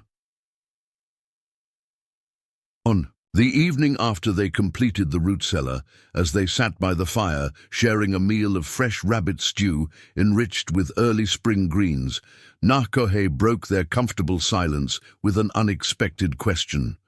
"If they find us, your husband, others, what will you say?" Sarah had considered this possibility many times, imagining the confrontation, the accusations, the demands that would surely follow discovery. She had rehearsed explanations and justifications, preparing for William's anger or the Caldwell's threats. "The truth," she said simply, "that they abandoned me to die, that you saved me and Elizabeth, that we have made a life here." Nakohe nodded slowly. "And if they demand you return, say the child belongs with father?" The question touched the core of her fears, not for herself, but for Elizabeth, for the family they had created. In the world beyond their valley, what rights would a woman abandoned by her husband have? What authority might William claim over his daughter, regardless of his earlier actions? "Elizabeth is mine," Sarah said, her voice hardening. "Mine, and yours in all the ways that matter. William lost any claim to her when he left me to die with her still in my womb." She reached across the small space between them, taking Nakohe's hand as he had taken hers days before. "And I belong to myself, not to William, not to any man who would treat life so carelessly." Nakohe's fingers tightened around hers, his eyes reflecting the firelight. "Among Apache, when man abandons family, he loses place, cannot return and demand rights he threw away." "That seems wiser than white man's law," Sarah replied. "But we're not in a settlement or a fort. Out here, there is only the law we make ourselves." The understanding that passed between them in that moment transcended words, a recognition that they stood together against whatever came, that the bonds they had formed through winter's trials were stronger than legal documents or social conventions. Later, as Sarah nursed Elizabeth before sleep, she found herself contemplating the strange journey that had brought her to this place. The abandonment that had seemed a death sentence had instead opened a door to a life more authentic than any she had known before. The man her society had taught her to fear as savage had shown more humanity, more respect, more genuine partnership than the husband she had followed west. Outside, the night was alive with spring sounds, the gurgle of the swollen stream, the call of a hunting owl, the rustling of wind through branches now budding with new growth. Inside, the cabin held their small family in its protective embrace, the fire burning low and steady, Elizabeth's breathing soft in the dimness. Sarah met Nakohe's gaze across the fire, no words necessary to communicate what they both felt, that whatever storms approached with the prospector's presence, the foundation they had built together would stand firm. Not merely survival, but a life chosen with clear eyes and full hearts. The world beyond their valley might have its own ideas about their unconventional family, its own judgments about a white woman and an Apache man raising a child together. But in this moment, in this place, they had made their own. Those outside opinions held no power. They had survived winter. They had found each other. And together they would face whatever spring brought to their mountain sanctuary. April brought the full awakening of the mountain landscape. Meadows emerged from snowmelt, carpeted in wildflowers. Streams ran high with crystalline water, and trees unfurled tender green leaves. The renewal might have been beautiful, if not for the growing threat beyond the ridge. The prospectors' camp had expanded to a small settlement. Nakohe reported 12 tents now, more wagons, the beginnings of rough wooden structures. Worse, they had found enough gold in the streams to attract attention. Twice weekly, riders departed east, presumably to spread word of their discovery. It was only a matter of time before the trickle of gold seekers became a flood. Sarah and Nakohe maintained their vigilance, limiting outdoor activities to dawn and dusk, keeping fires small, setting additional warning signals along likely approach routes. Elizabeth, now 6 months old, had begun crawling with surprising speed, requiring constant attention to keep her from the various hazards of their rugged home. This particular morning, Sarah knelt in the small garden they had established. Near the cabin, transplanting wild onion bulbs she had gathered from the forest edge. The domestication of wild plants was her own innovation, an attempt to reduce the need for foraging expeditions that might be observed by hunters. Elizabeth lay nearby in the willow enclosure Nakohe had constructed, happily exploring a collection of safe natural objects, smooth stones, feathers, a piece of soft deerskin. Her dark hair had grown into wispy curls, her cheeks round with health despite their winter isolation. Sarah paused in her work, watching her daughter with quiet pride. Against all odds, Elizabeth was thriving. More than that, she was developing a connection to this place, to the natural world around her that few children ever experienced. Her first words, when they came, might well be in Apache rather than English, a thought that would have horrified Sarah a year ago, but now seemed perfectly right. The sound of Nakohe's return drew her attention. He emerged from the forest, not with his usual silent grace, but with purposeful haste, his expression tight with concern. "Inside," he said without preamble. "Now." Sarah didn't question, immediately gathering Elizabeth and the few gardening tools. Within moments, they were in the cabin, shutters closed, the door secured with the heavy wooden bar they had crafted for emergencies. "What is it?" Sarah asked, settling Elizabeth on her hip. "Prospectors crossing ridge," Nakohe replied, checking that his knife and tomahawk were secure at his belt.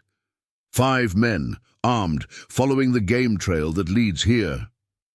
Sarah's heartbeat quickened. Could it be a coincidence? Just hunting? No. Nakohe certainly was chilling. "Man in lead is your husband, moving with purpose, looking for something." The confirmation sent ice through Sarah's veins. Somehow, William had learned of their presence, or at least suspected it. The confrontation they had prepared for was no longer theoretical, but imminent.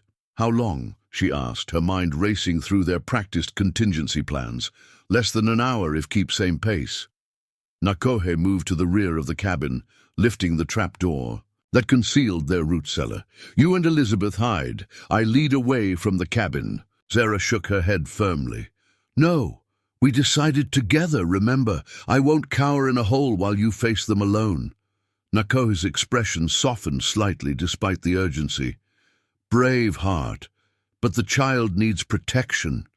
Elizabeth will be safer in the cave," Sarah countered, referring to their emergency shelter half a mile distant, a natural formation they had stocked with supplies. "We have time to reach it if we leave now, using the stream bed route." For a moment, Nakohe seemed about to argue, then nodded sharply. "Wise choice? Take essentials only. I follow after setting a false trail." The practiced efficiency they had developed served them well now. Within minutes, Sarah had gathered their emergency packs, food, water, extra clothing for Elizabeth, the medical supplies they couldn't afford to lose. Nakohe quickly obscured signs of their recent presence around the cabin, scattering the garden soil to make it look untended, arranging branches to hide the path to the stream. "Go now," he urged, helping secure Elizabeth in her carrier on Sarah's back. "Follow water exactly as practiced. Leave no tracks on banks." Sarah hesitated at the door, suddenly overwhelmed by the possibility that this departure might be permanent, that they might never return to the home they had shared through winter's darkest days. "Wait for me at the cave," Nakohe said, reading her expression. 2 hours. If not, use the North Passage to reach a higher valley.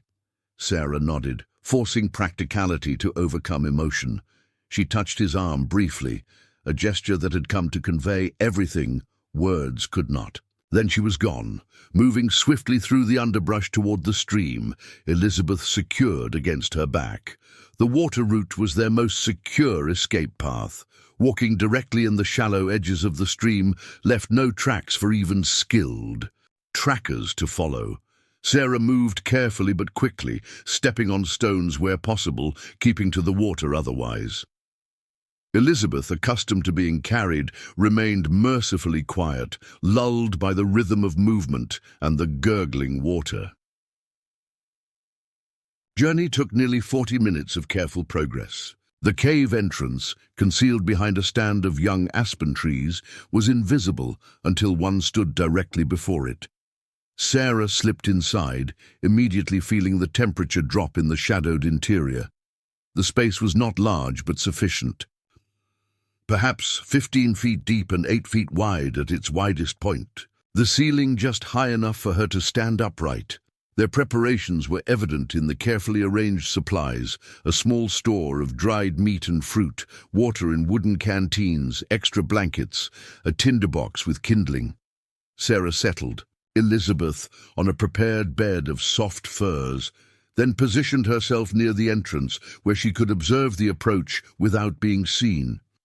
Time passed with excruciating slowness. Every sound from the forest seemed amplified, birds calling, wind through branches, the distant rush of the stream. Elizabeth grew restless, requiring attention and soothing. An hour passed, then nearly 2. Sarah's anxiety mounted with each. A minute Nakohe remained absent. Just as she was preparing to enact the next phase of their emergency plan, the retreat to the higher valley, a soft bird call sounded outside the cave. The specific pattern, 3 notes, pause, 2 notes, was their arranged signal.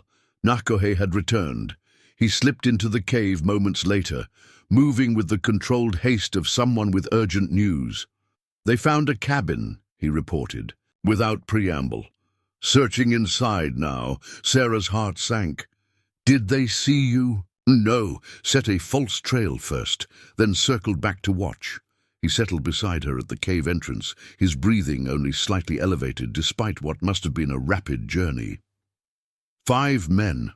Your husband leads. 2 others recognized. Men who abandoned you. Others are new. How did they find us? Sarah asked, trying to imagine what could have given away their careful concealment. Hunt sign, Nakohe explained. Winter traps, cut wood, found enough small markers to follow. His expression showed no recrimination, only pragmatic assessment. Skilled tracker among them now, not just gold seekers. The implication was clear. Their presence had been suspected, then confirmed by someone with wilderness experience beyond the average prospector. The hunter had become the hunted. What will they do? Sarah asked, trying to anticipate their next challenge. Search the cabin thoroughly. Find signs of women and child. Nakohe's gaze was steady. Will not stop looking now. The reality settled between them. This was not a danger they could evade through temporary hiding. The prospectors, led by William, would search until they found them. We should leave, Sarah said. Use the higher passes to cross into the next range. Nakohe considered this, then shook his head slowly. Snow still deep in high passes. Dangerous. With child, and they have horses now, can travel faster, wider. Then what? Sarah fought to keep desperation from her voice. We can't hide forever, not with them actively searching. No, Nakohe agreed. Not hide, confront. The proposal startled her. Confront them? 5 armed men? On our terms, he clarified. Choose a place. Choose time. Speak truth before violence forces answer.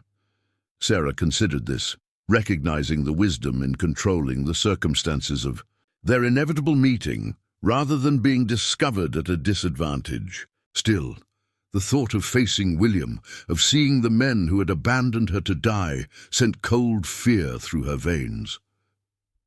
What if they try to take Elizabeth, or harm you? The questions emerged from her deepest fears. Words first, Nakohe said, firmly. Violence only if they choose it. He reached out, taking her hand in his. Trust our strength together. Looking into his calm, determined eyes, Sarah found her resolve strengthening. They had survived winter together. They had built a life from nothing. They had become a family bound by choice rather than obligation. If they must defend that family now, they would do so united. Together, she agreed. They spent the remaining daylight in the cave, planning their approach. Rather than waiting to be discovered, they would initiate contact at a location of their choosing, an open meadow 1/2 mile from the cabin, visible enough for clarity, but with forest edges nearby for retreat if necessary. Nakohe would scout the prospectors' movements through the night, determining when they were most likely to return to the search area. As darkness fell, they shared a small meal of jerky and dried berries, speaking little but drawing comfort from proximity. Elizabeth slept peacefully between them, unaware of the danger gathering around her small family. If something happens to me, Nakohe said suddenly, breaking the extended silence, you take the North Passage, 3 days' journey to Ute territory. Ask for Standing Elk. Tell him Nakohe sends family. He will help. The contingency plan pierced Sarah's carefully maintained composure. Nothing will happen to you, she insisted. We'll face them together, and they'll leave us in peace. Nakohe's expression was gentle, but uncompromising. Hope for the best outcome. Prepare for worst. It is a way of survival. When he departed to track the prospectors, Sarah held him a moment longer than usual, her hands gripping the rough fabric of his shirt. The embrace contained everything unsaid between them, the gratitude, the respect, the deep affection that had grown through shared survival. The night passed in fragments of uneasy sleep and watchful waiting. Elizabeth woke twice, hungry and disoriented by the unfamiliar surroundings. Sarah soothed her with quiet songs and stories, maintaining outward calm despite her inner turmoil. Dawn approached with pearlescent light, filtering through the cave entrance. Nakohe returned as promised, bearing news that shaped their plan. They camped near the cabin, he reported. Will resume searching at first light, moving in patterns outward from the cabin. We'll reach the meadow by mid-morning. Sarah nodded, rising to prepare. She dressed Elizabeth warmly, fed her, then secured her in the carrier. Her own preparations were simple but symbolic. She braided her hair in a single plait down her back, donned the buckskin dress Nakohe had helped her make during winter, and hung the medicine pouch prominently at her waist. Looking at her reflection in a small pool of water near the cave entrance, Sarah barely recognized the woman she had become. The soft, uncertain preacher's daughter from Pennsylvania had been replaced by someone leaner, stronger, with sun-darkened skin and clear, determined eyes. Even her posture had changed, spine straight, shoulders back, chin lifted. She stood like someone who had faced death and chosen life, someone who had found her own power in wilderness and adversity. "Ready?" Nakohe asked, returning from a final scout of their planned route. Sarah nodded. "Ready?" They moved through the awakening forest with practiced stealth, avoiding game trails where the prospectors might be searching. The meadow, when they reached it, was bathed in early morning light, wildflowers nodding in a gentle breeze, dew still glistening on grass stems. Under different circumstances, it would have been purely beautiful. Nakohe led them to the northern edge, where a large boulder provided both landmark and partial shelter. From this position, they could observe multiple approach routes while maintaining access to the forest behind them. "Now we wait," he said, settling into the still patience that had initially seemed alien to Sarah, but that she had gradually adopted as her own. The wait was shorter than anticipated. Within an hour, voices carried across the meadow, men calling to each other, coordinating their search. Sarah tensed as the first figure emerged from the trees on the opposite side, a tall man with a rifle cradled in his arms, beard longer than she remembered, face leaner. William. Behind him came Robert Caldwell, then three men she didn't recognize. They moved with the confidence of those who believed themselves hunters rather than intruders, calling back and forth about tracks and signs. Sarah stepped forward deliberately, positioning herself in clear view beside the boulder. Nakohe remained slightly behind her, visible but non-threatening, one hand resting lightly on his belt near his knife. The movement caught William's attention immediately. He stopped, rifle lifting instinctively before he registered what he was seeing. Even across the distance, Sarah could read the shock that transformed his features, disbelief, confusion, then a dawning recognition that seemed to age him instantly. "Sarah?" His voice carried clearly through the still morning air. "My God, Sarah!" She didn't respond, holding her ground as the men approached cautiously. William lowered his rifle, moving ahead of the others with increasing speed, his expression shifting from shock to something like joy. "You're alive!" he called. "We thought you were dead!" The others followed more warily, Robert Caldwell's face particularly guarded. As they drew closer, William's pace slowed, his eyes taking in her appearance, her stance, then finally Nakohe behind her and the child carrier on her back. "Sarah?" Uncertainty crept into his voice. "What's happened to you?" When she finally spoke, Sarah's voice was steady, carrying clearly across the diminishing distance between them. "Stop there, William, that's close enough." He halted about 20 feet away, hurt and confusion replacing his initial relief. "Sarah, it's me, your husband." "I know who you are," she replied evenly. "All of you." Her gaze swept deliberately to Robert Caldwell, who had the grace to look uncomfortable. "We've been searching for you," William said, taking another step forward despite her warning. "When I returned to the wagon train and found you gone—" "Found me gone." Sarah couldn't keep the bitter edge from her voice. "Is that what they told you? That I wandered off? Got lost?" William glanced at Robert Caldwell, uncertainty creeping into his expression. "They said there was an accident. The wagon couldn't make it through the pass with the storm coming. You were supposed to wait at the camp for me to return." The fabrication was worse than Sarah had imagined. Not just abandonment, but a coordinated lie to conceal their actions from William. Her gaze locked on Robert Caldwell, who shifted uneasily under her scrutiny. "There was no accident," she said clearly. "No camp. They forced me out of the wagon at gunpoint, left me with nothing but a thin blanket and a few days' worth of food, while I was 8 months pregnant." William's face was drained of color. He turned to Robert Caldwell, who immediately began a defensive justification. "Now hold on," Caldwell said.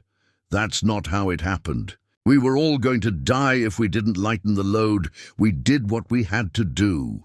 You left a pregnant woman to die in a snowstorm." Sarah cut in, her voice sharp as flint. "Let's not pretend it was anything else." William seemed to be struggling to process this revelation, his gaze moving between Sarah and the Caldwells. "You told me she chose to wait behind," he said to Robert, voice hollow with dawning understanding. "You said she had shelter, supplies." "We had to make it through the pass," Thomas Caldwell spoke up from behind his brother. "The claim wouldn't have waited. You know that, Mitchell." The naked calculation in his voice, weighing a woman's life against gold, hung in the air between them. William flinched as if struck, the full implications of their actions finally registering. In the silence that followed, Elizabeth chose that moment to make her presence known, a small sound of discontent rising from the carrier on Sarah's back. William's attention snapped to the source, his eyes widening as he realized what he was seeing. "Is that—" he began, unable to complete the question. Sarah shifted, bringing Elizabeth around to her front, allowing William to see his daughter for the first time. The baby blinked in the bright meadow light, her dark eyes curious, one small hand reaching for a strand of her mother's hair. "This is Elizabeth," Sarah said, her voice softening slightly, "born during the storm the night after they abandoned me." William took an involuntary step forward, wonder and grief mingling in his expression. "My daughter, she survived." "No thanks to you or your partners," Sarah replied. "We survived because of him." She gestured to Nakohe, who had remained silent. Throughout the exchange, watchful and ready. For the first time, William seemed to truly register Nakohe's presence. His expression shifted from wonder to wariness, then to something darker as he took in their proximity, their matched buckskin clothing, the clear unity in their stance. "You've been living with an Indian?" The question contained multitudes. Accusation, disbelief, a husband's possessive outrage. "I've been living with the man who saved my life and your daughter's," Sarah corrected sharply. "Who built us shelter, who hunted food for us, who delivered Elizabeth when I was alone and dying in the snow." William struggled visibly with this information, his gaze moving from Sarah to Elizabeth to Nakohe with increasing agitation. Behind him, the other men exchanged glances, hands shifting to rest near weapons. "Sarah, whatever happened, it's over." "Now," William said, visibly trying to regain control of the situation. "We can go back to the camp. We have a proper tent, supplies. You and the baby will be comfortable there until we return to the settlement." The presumption that she would simply abandon everything and return to him, that the past months could be erased with a tent and supplies, struck Sarah as so fundamentally misguided that she almost laughed. "No, William," she said simply, "we're not going anywhere with you." His face hardened, the initial joy at finding her alive transforming into something uglier. "She's my daughter, Sarah. My blood." "Your blood," Sarah acknowledged. "But not your child. Not anymore. You lost that right when you chose gold over your family." One of the unknown men stepped forward, a weathered frontiersman with cold eyes. "Mitchell, this is getting us nowhere. The woman's clearly gone native. Take the child and be done with it." Nakohe moved then, a subtle shift in posture that radiated coiled readiness. His hand remained near his knife, but he made no aggressive move. His voice when he spoke was calm, but carried an unmistakable warning. "Child stays with the mother," he said. "Mother chooses her path now." William's expression darkened further at Nakohe's intervention. "This doesn't concern you, Indian." "That's my wife and my daughter. Wife you abandoned to die," Nakohe replied evenly. "Daughter you never saw born. Both living now because of choices I made, not you." The simple truth of the statement hung in the air between them, undeniable even in William's growing anger. His gaze shifted to the other prospectors, seeking support, or perhaps permission for what he contemplated next. Robert Caldwell stepped forward, rifle still held casually but clearly prepared. "Look, we don't want trouble, but that child is white, and she belongs with her father and her people." "Her people," Sarah's voice cut through the tension. "Her people are those who cherished her life enough to protect it. Her people are those who saw her value beyond convenience or profit." She held Elizabeth closer, the baby now sensing the tension and growing restless. "If you try to take her from me, you'll have to kill me first." The declaration silenced the meadow. Even the birds seemed to pause in their morning songs, the only sound the gentle rustle of grass in the breeze. In that stretched moment, the lines were drawn with perfect clarity. Not white against Apache, not civilization against wilderness, but those who had abandoned facing those who had remained. William's face worked through a complex series of emotions, anger, loss, confusion, and finally a resignation tinged with genuine grief. "Sarah," he said, his voice lower now, almost pleading, "you can't mean to stay here in the wilderness with him." He couldn't bring himself to acknowledge. Nakohe directly, "What kind of life is that for our daughter?" The question deserved an answer, and Sarah gave it without hesitation. A life of integrity, of respect, of understanding the true value of things beyond gold or status. She looked directly at her husband, seeing him clearly perhaps for the first time. A life where she learns that people matter more than possessions, where promises are kept, not discarded when inconvenient. William flinched as if struck, recognition of his own failures evident in his expression. For a moment, something like the man she had once loved showed through the gold fever that had consumed him. "I searched for you," he said quietly. "When I returned, they told me you were waiting at a camp that didn't exist. I went back along the trail. The snow had covered everything.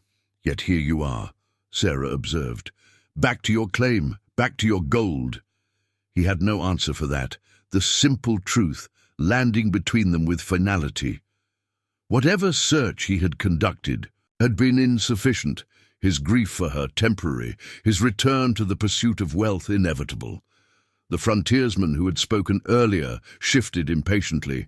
"This is getting us nowhere, Mitchell. Make a decision." The moment balanced on a knife's edge. Violence lingered as a possibility in the air between them, in the hands that rested on weapons, in the hardening eyes of men who had already demonstrated their willingness to sacrifice a woman's life for convenience. William Mitchell stood frozen in indecision, caught between the expectations of the men behind him and the unrecognizable woman who stood before him. His wife transformed by wilderness and adversity into someone with an authority he had never seen in her before. "She's made her choice." "Oh, clear enough," the frontiersman said, his hand moving deliberately to his revolver. "Time to end this nonsense." Before the man could draw, Nakohe moved with fluid precision. A knife appeared in his hand, not brandished as a threat, but held with the casual confidence of someone who could use it with devastating effect. "Think carefully," Nakohe said, his voice level despite the escalating tension. "4 of you might die before I fall. Which ones are willing to pay that price?" The crude calculation hung in the air, forcing each prospector to consider whether they valued William's claim to his daughter enough to risk their lives. Sarah stood unmoving beside Nakohe, one hand protectively covering Elizabeth's head. Her face resolute. "Wait." William raised his hand, halting the frontiersman's movement toward his weapon. Something had shifted in his expression, the anger giving way to confusion, then to a reluctant understanding. "Just wait." He took a step forward, then deliberately laid his rifle on the ground between them, a gesture of temporary truce. "Can I at least see her?" he asked, his voice stripped of demand, revealing the genuine grief beneath. "My daughter. Just once." Sarah hesitated, studying the man she had once pledged to follow across a continent. Despite everything, she saw in him not just the gold fever that had consumed him, but the remnants of the earnest shopkeeper she had married in Springfield, a man capable of love, however flawed his expression of it. She glanced at Nakohe, who gave an almost imperceptible nod. His knife remained ready, but he would respect her decision. "Come forward," Sarah said to William. Alone, slowly. William approached with visible restraint, his movements careful, eyes fixed on the small figure in Sarah's arms. The other prospectors watched warily, hands still near weapons, but following his lead for the moment. When he stood just a few feet away, Sarah turned Elizabeth toward him, allowing her former husband to see his daughter's face clearly. For the first time, the baby regarded this stranger with curious dark eyes, one small hand clutching her mother's buckskin dress. "She has your mother's chin," William said softly, wondering momentarily about overcoming all else. He reached out instinctively, then stopped, looking to Sarah for permission. After a moment's consideration, Sarah nodded. William's fingertips gently touched Elizabeth's hand, which immediately closed around his index finger with the strong grip of healthy infancy. The simple contact seemed to break something in him. his face crumpling with an emotion too complex to name. "I thought you were both dead," he whispered. "For months, I thought." "Yet you returned to the gold," Sarah observed, not unkindly, but with unflinching honesty. "Even believing we had died because of it, you came back to these mountains." William couldn't meet her eyes, the truth of her assessment evident in his expression. "I told myself it was what you would have wanted, that your sacrifice shouldn't be for nothing."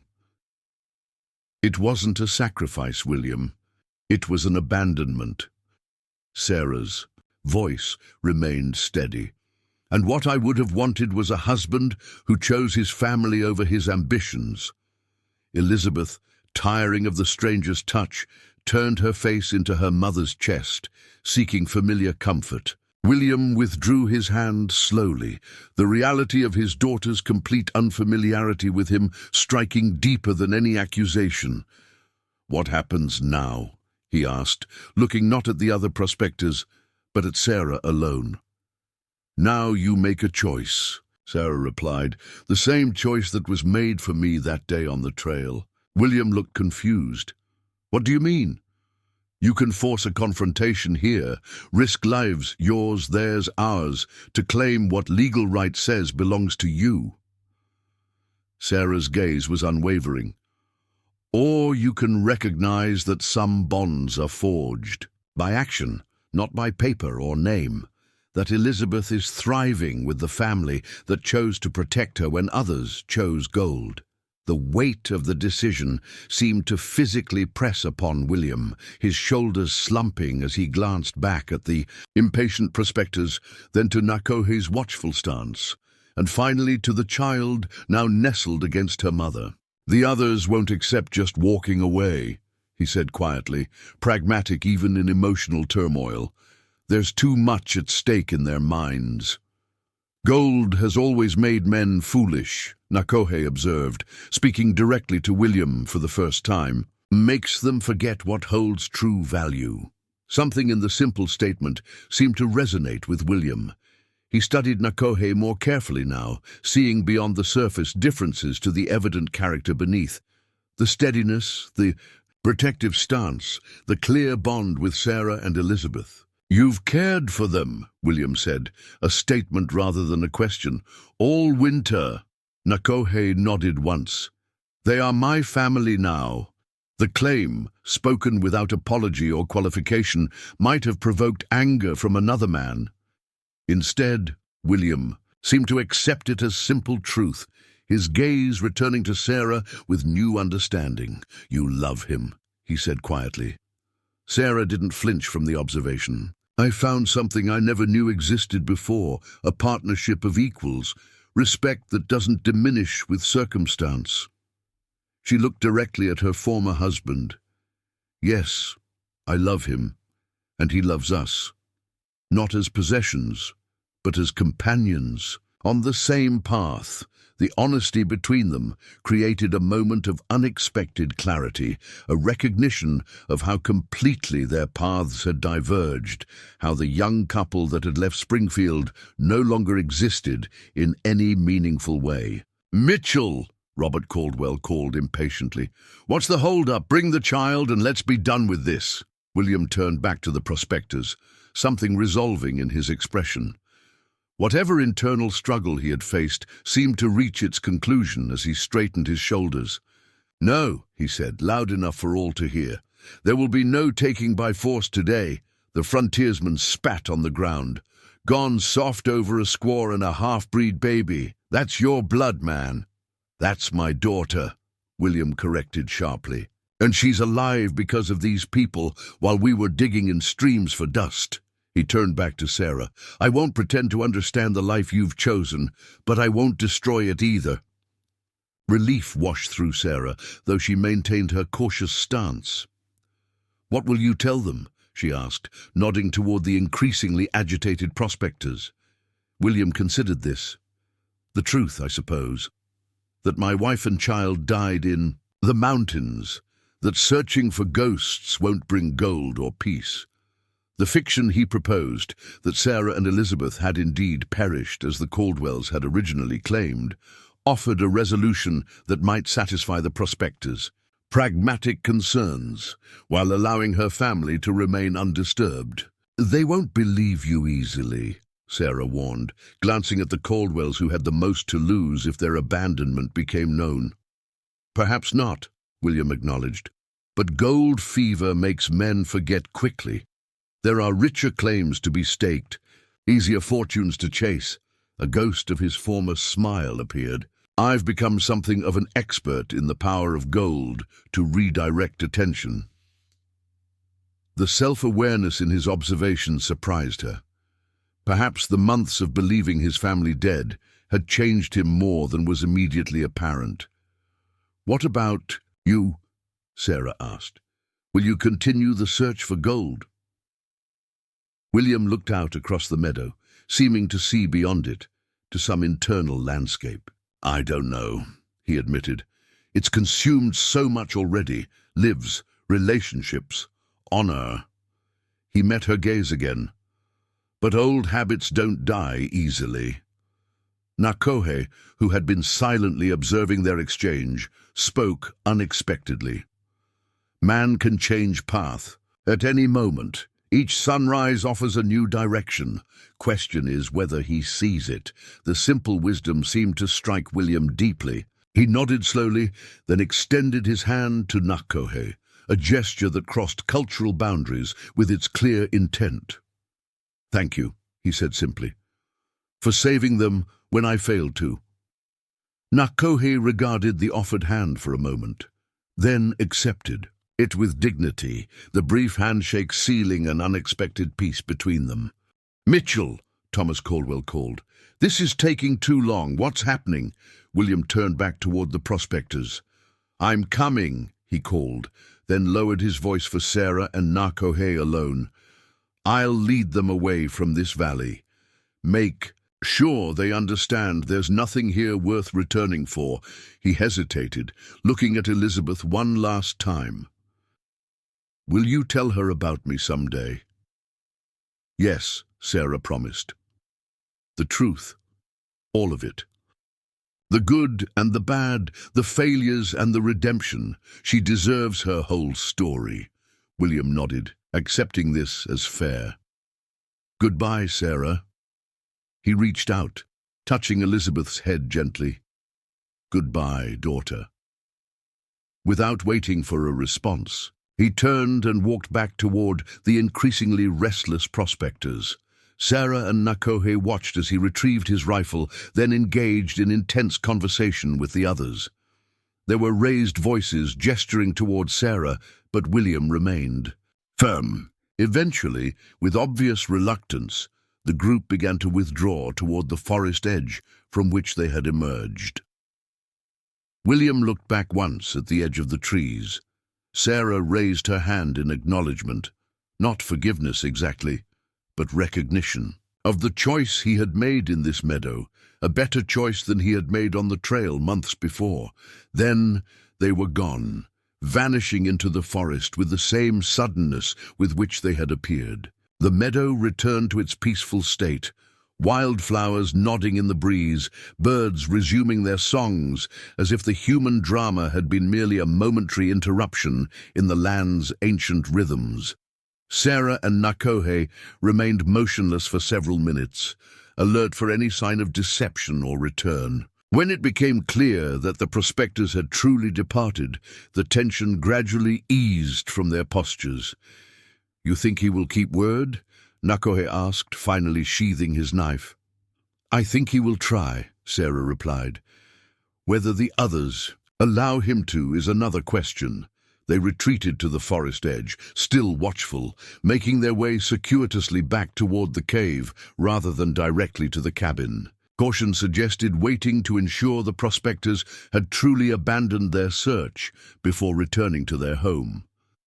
At the cave, they settled in the entrance, positioned to observe the surrounding forest while remaining hidden. Elizabeth, released from her carrier, stretched happily on the soft furs, seemingly unaffected by the morning's tension. He could have forced confrontation, Nakohe observed. Had numbers, weapons. Sarah nodded, watching her daughter's contented movements.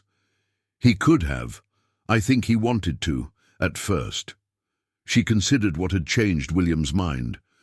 But seeing Elizabeth as a person, not just an idea of his child, I think it made her real to him in a way she hadn't been before. Seeing truth often changes heart, Nakohe agreed, if mind allows it. They sat in comfortable silence for some time, the peaceful aftermath of tension allowing space for reflection. The confrontation that had loomed over them for weeks had come and gone, resolving not with violence but with unexpected understanding. "We should not return to the cabin immediately," Nakohe said eventually. "Watch for 2 days. Make sure they truly are gone." Sarah agreed with his caution. "And after that? Do we stay? The valley isn't as hidden as it was. Others might find it now that William and his group know it exists." Nakohe considered this, his expression thoughtful rather than worried. "Many valleys in mountains, many places to make home." He looked at her directly. "Question is what you want now." "After. Seeing my husband again. After the choice is made clear."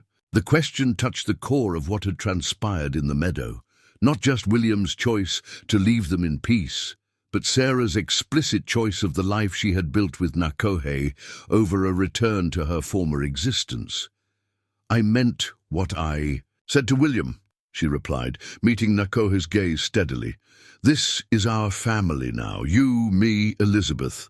The life we've built together is worth more to me than anything civilization offers." Something subtle softened in Nakohe's expression. Not quite a smile, but a warming that reached his eyes. "Apache way says family is not just blood, is those who stand together in storm, who share food in hunger, who place others before self." "Then we are family in every way that matters," Sarah affirmed. Elizabeth chose that moment to roll onto her stomach and push up on her arms, achieving the proto-crawling position she had been practicing for weeks. Her small face contorted with concentration as she rocked forward, making incremental progress across the fur. Both adults watched in quiet delight as she achieved this small milestone, a metaphor for their own journey, moving forward together, one difficult step at a time. When Elizabeth finally exhausted herself and settled with a yawn, Nakohe reached out tentatively, his hand finding Sarah's between them. The simple contact, fingers interlacing, palms meeting, required no words to express its meaning, a choice affirmed, a path chosen together. The following days confirmed what William had promised. The prospectors did not return to search the valley. From vantage points above their camp, Nakohe observed them focusing their attention elsewhere, apparently convinced that the encounter in the meadow had been the end of the matter. When they finally returned to the cabin, they found it largely as they had left it, though showing signs of the prospectors' search. Items moved, stores examined, the hidden root cellar discovered and left open. Nothing significant had been taken, but the violation of their sanctuary was evident in 100 small disturbances. "We'll restore it," Sarah said, surveying the disorder with practical eyes rather than despair. "Make it ours again." Together they cleaned and reorganized, erasing the intruder's presence, reclaiming their home through shared effort. Elizabeth watched from her willow enclosure, babbling occasionally as if offering encouragement. That evening, as they sat by the fire sharing a meal of fresh trout and spring greens, Sarah felt a profound sense of contentment despite the uncertainties that still lay ahead. The confrontation with William had forced a final reckoning with her past, allowing her to embrace her present with newfound clarity. "I've been thinking," she said, setting aside her wooden plate, "about what comes next for us." Nakohe looked up attentive. "What thoughts come? This valley has been good to us, but you're right that it may not remain safe now that others know of it." She gestured toward the southern window. "You once mentioned traveling west to rougher country with good hunting.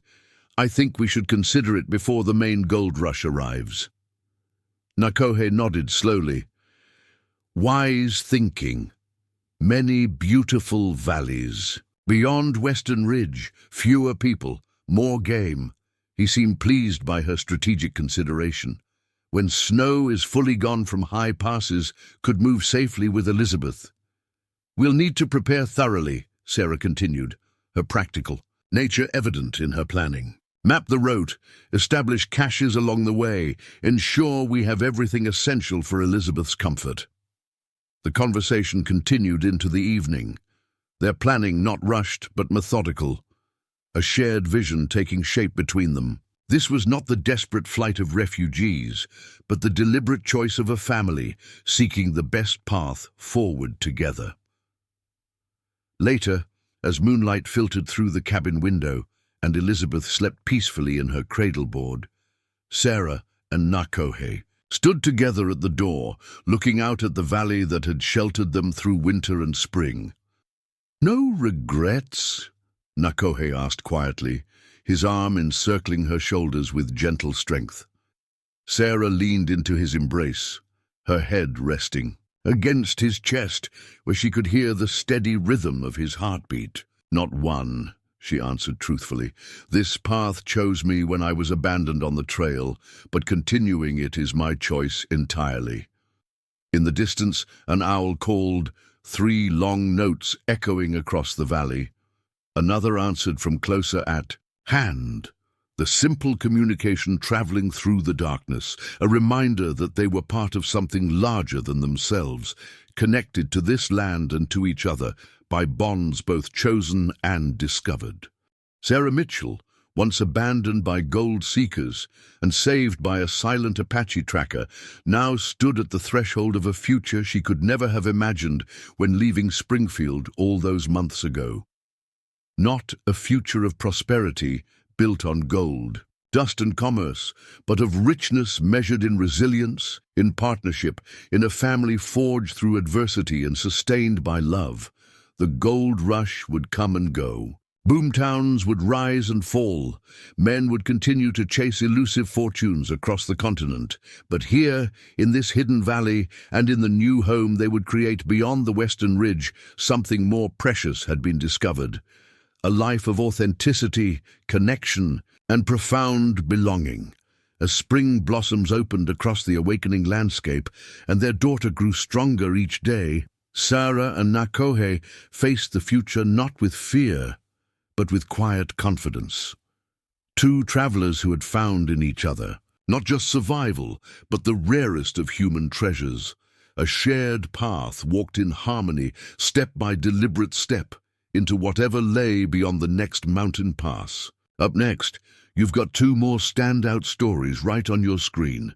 If this one hits the mark, you won't want to pass these up. Just click and check them out. And don't forget to subscribe and turn on the notification bell so you don't miss any upload from us.